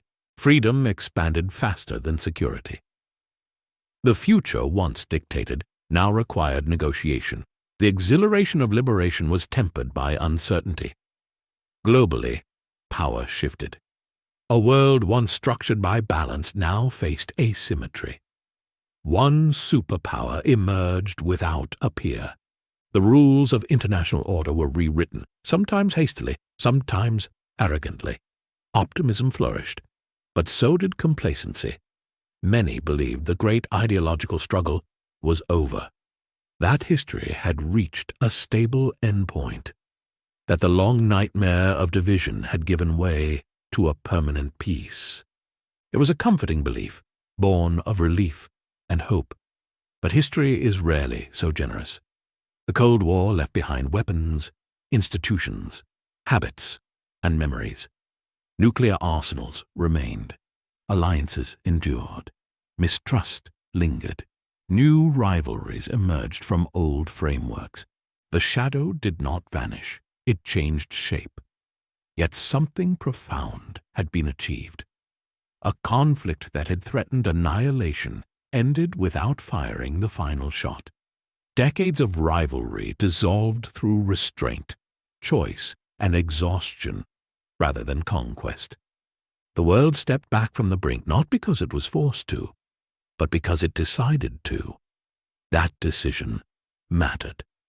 It demonstrated that systems, however powerful, are sustained by belief. When belief fades, even the most rigid structures can fall. The Cold War had proven that humanity could survive its most dangerous inventions, not through dominance, but through restraint. As the age of division receded into memory, a new chapter began. One shaped not by fear of extinction, but by the challenge of coexistence in a world without clear enemies. The wall fell, not just in stone, but in minds. And with it, an era ended, not in triumph or defeat, but in release. From the fall of a wall came the end of a world order, and the uncertain beginning of another, still being written.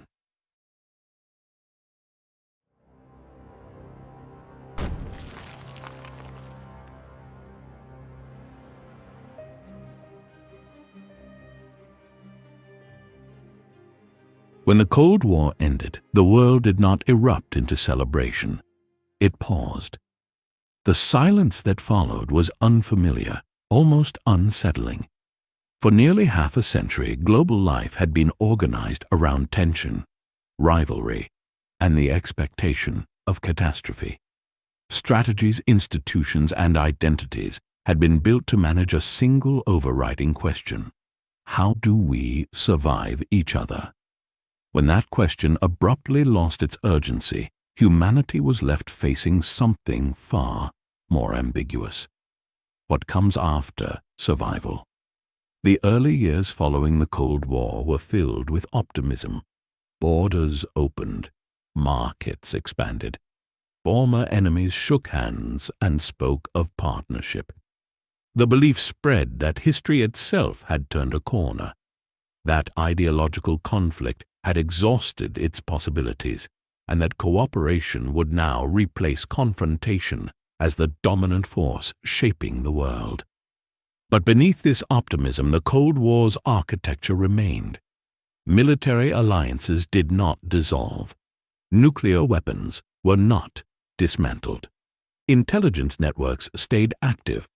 Strategic assumptions endured, quietly shaping policy long after their original purpose had faded. The end of the Cold War removed the central rivalry, but it did not erase the habits formed in its shadow. The world had not been reset. It had been reconfigured. Power shifted unevenly. One superpower stood largely alone, carrying influence without an equal counterweight. This imbalance reshaped global politics, sometimes stabilizing, sometimes destabilizing. Without a clear rival, restraint became harder to define. Intervention replaced deterrence as a guiding principle. The language of order replaced the language of balance. Old conflicts did not disappear. They resurfaced. Tensions once frozen by superpower rivalry reignited in new forms. Ethnic divisions, territorial disputes, and historical grievances emerged from beneath the Cold War's imposed stability. Some conflicts intensified precisely because the external pressure that had once constrained them was gone. The peace was real, but it was incomplete. Nuclear weapons remained the most enduring legacy. Though rarely discussed openly, they continued to define the limits of global conflict. Deterrence did not vanish with the Cold War. It simply lost its central narrative. Weapons built for a rivalry that no longer existed still shaped strategic thinking, ensuring that fear, though quieter, never fully disappeared. Technology accelerated this unease.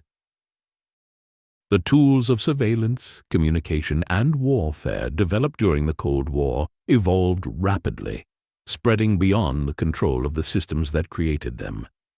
Information became abundant, fragmented, and contested. The line between peace and conflict blurred further as cyber operations, economic pressure, and influence campaigns replaced traditional confrontation. The Cold War had taught the world how to compete without fighting. Its aftermath taught the world how difficult it was to stop competing at all. New powers emerged, economically, technologically, and politically, without the same historical attachment to Cold War restraint. Old rivals adapted rather than vanished. Alliances shifted purpose. Strategic language returned, echoing familiar patterns under new names. And yet, the Cold War had left behind something invaluable: memory. Leaders, institutions, and societies carried the knowledge of how close humanity had come to extinction, and how narrowly it had avoided it. The memory tempered ambition. It injected caution into escalation. It reminded decision-makers that power without restraint carried existential risk. The Cold War's greatest lesson was not ideological. It was human. It revealed that survival in an age of overwhelming power depended less on strength than on judgment, less on certainty than on doubt, less on victory than on restraint. Again and again, humanity had been saved not by perfect systems, but by imperfect people choosing not to act. That lesson remained relevant. In a world no longer divided by a single line, complexity replaced clarity. Threats became diffuse. Responsibility spread across more actors. The danger of miscalculation did not diminish. It multiplied. The absence of a central enemy did not guarantee safety. It demanded wisdom. The Cold War had ended, but its shadow still shaped the world's reflexes, fears, and frameworks. The silence after it was not an ending. It was an opening, a space filled with possibility and risk. And as humanity stepped forward into that uncertain future, the question left behind by the Cold War returned in a new form, just as urgent as before. Can a species that learned to survive its own power also learn to outgrow it? As the decades passed, the Cold War receded from living memory, but not from structure. Its influence lingered not as ideology, but as instinct.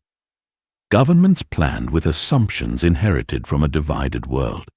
Militaries trained with doctrines shaped by long-vanished enemies. Institutions designed for bipolar rivalry searched for relevance in a multipolar age. History had ended, some claimed. But history does not end. It adapts. The post-Cold War world revealed how deeply the conflict had shaped global behavior. Alliances created for deterrence became tools for intervention. Intelligence systems built for existential rivalry pivoted toward diffuse threats. The language of us versus them survived, even when the categories blurred. Power, once checked by balance, now tested its limits. Without an equal rival, restraint required internal discipline rather than external fear. Sometimes it held. Often it did not. Interventions were launched with confidence, only to reveal the complexity of societies long shaped by Cold War legacies.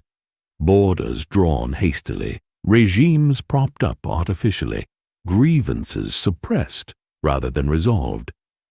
The Cold War's absence exposed its hidden role.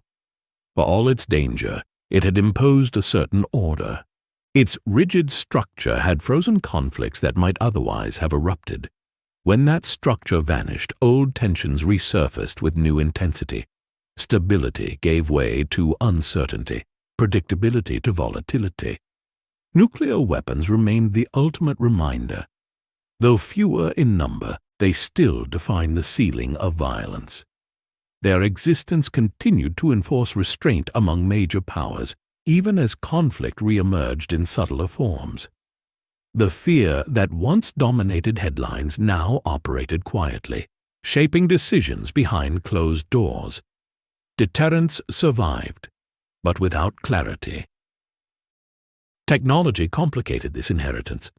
Weapons became more precise, surveillance more pervasive. Information spread faster than verification. The Cold War had taught humanity how to manage catastrophic power slowly. The new world demanded decisions at digital speed. The margin for error narrowed once more. Yet amid these dangers, the Cold War's lessons endured. Crisis management, communication channels, and the understanding that escalation must be controlled remained central to global survival. Even new rivalries were shaped, consciously or not, by memories of what unchecked confrontation could become. The shadow acted as warning. It reminded leaders that strength without restraint invites disaster. That certainty blinds. That hesitation can save lives. These truths were not abstract. They were earned through decades of fear and near failure. For societies, the legacy was psychological. Generations shaped by the Cold War carried a deep awareness of fragility. They knew that peace was not permanent, that stability required effort, and that systems could fail quietly before collapsing suddenly. This awareness fostered skepticism, but also responsibility. The Cold War did not teach humanity how to win. It taught humanity how to avoid losing everything. As new powers rose and global challenges grew more complex, climate, technology, inequality, the relevance of that lesson became clearer. Survival in an interconnected world demanded cooperation, even amid rivalry. It demanded humility in the face of power. The world after silence was not safer by default.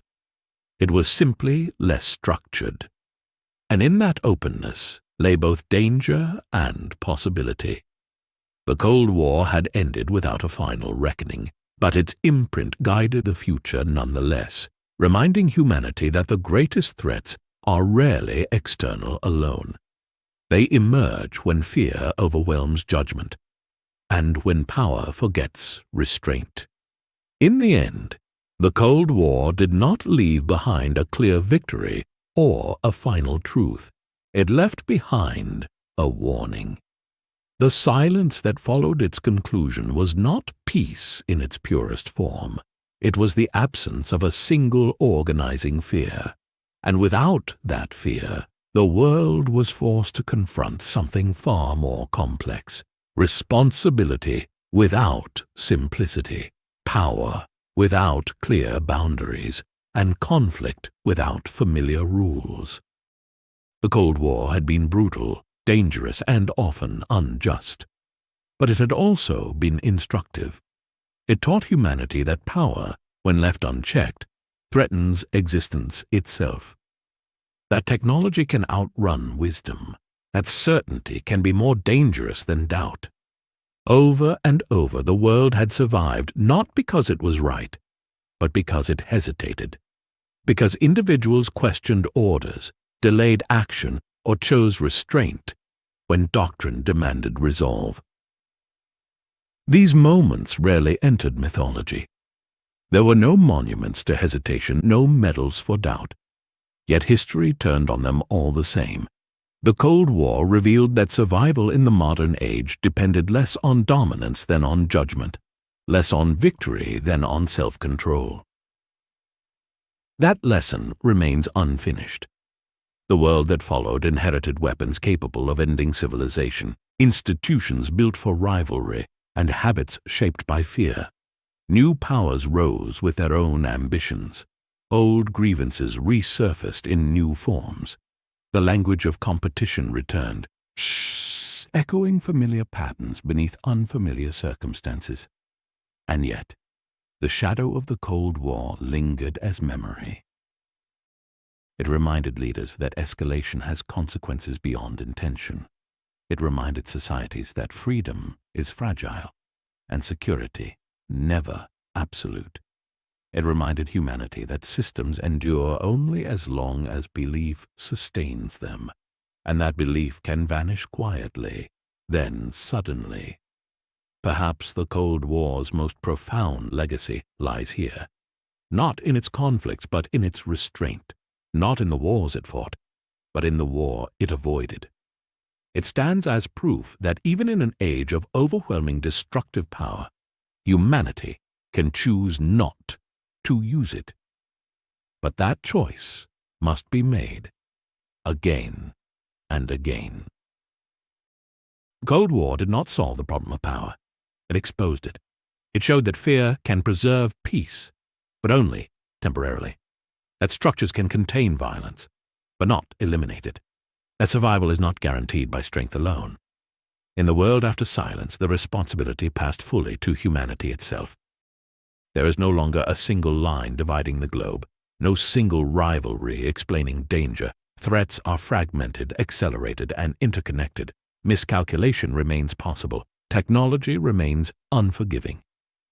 The margin for error is as thin as ever. The Cold War's lesson is not that history ends. It is that history listens. It listens to decisions made under pressure, to moments when leaders choose dialogue over escalation, to societies that demand restraint rather than revenge, to individuals who refuse to treat catastrophe as inevitable. The Cold War ended without a final shot. That fact alone makes it one of the most extraordinary chapters in human history. It proved that the most powerful weapons ever created could remain unused, not because they were harmless, but because humanity, imperfect and fearful, chose survival over certainty. That choice remains humanity's greatest responsibility, and its greatest hope. When the silence finally came, it did not mean the danger was gone. It meant the lesson had been passed on.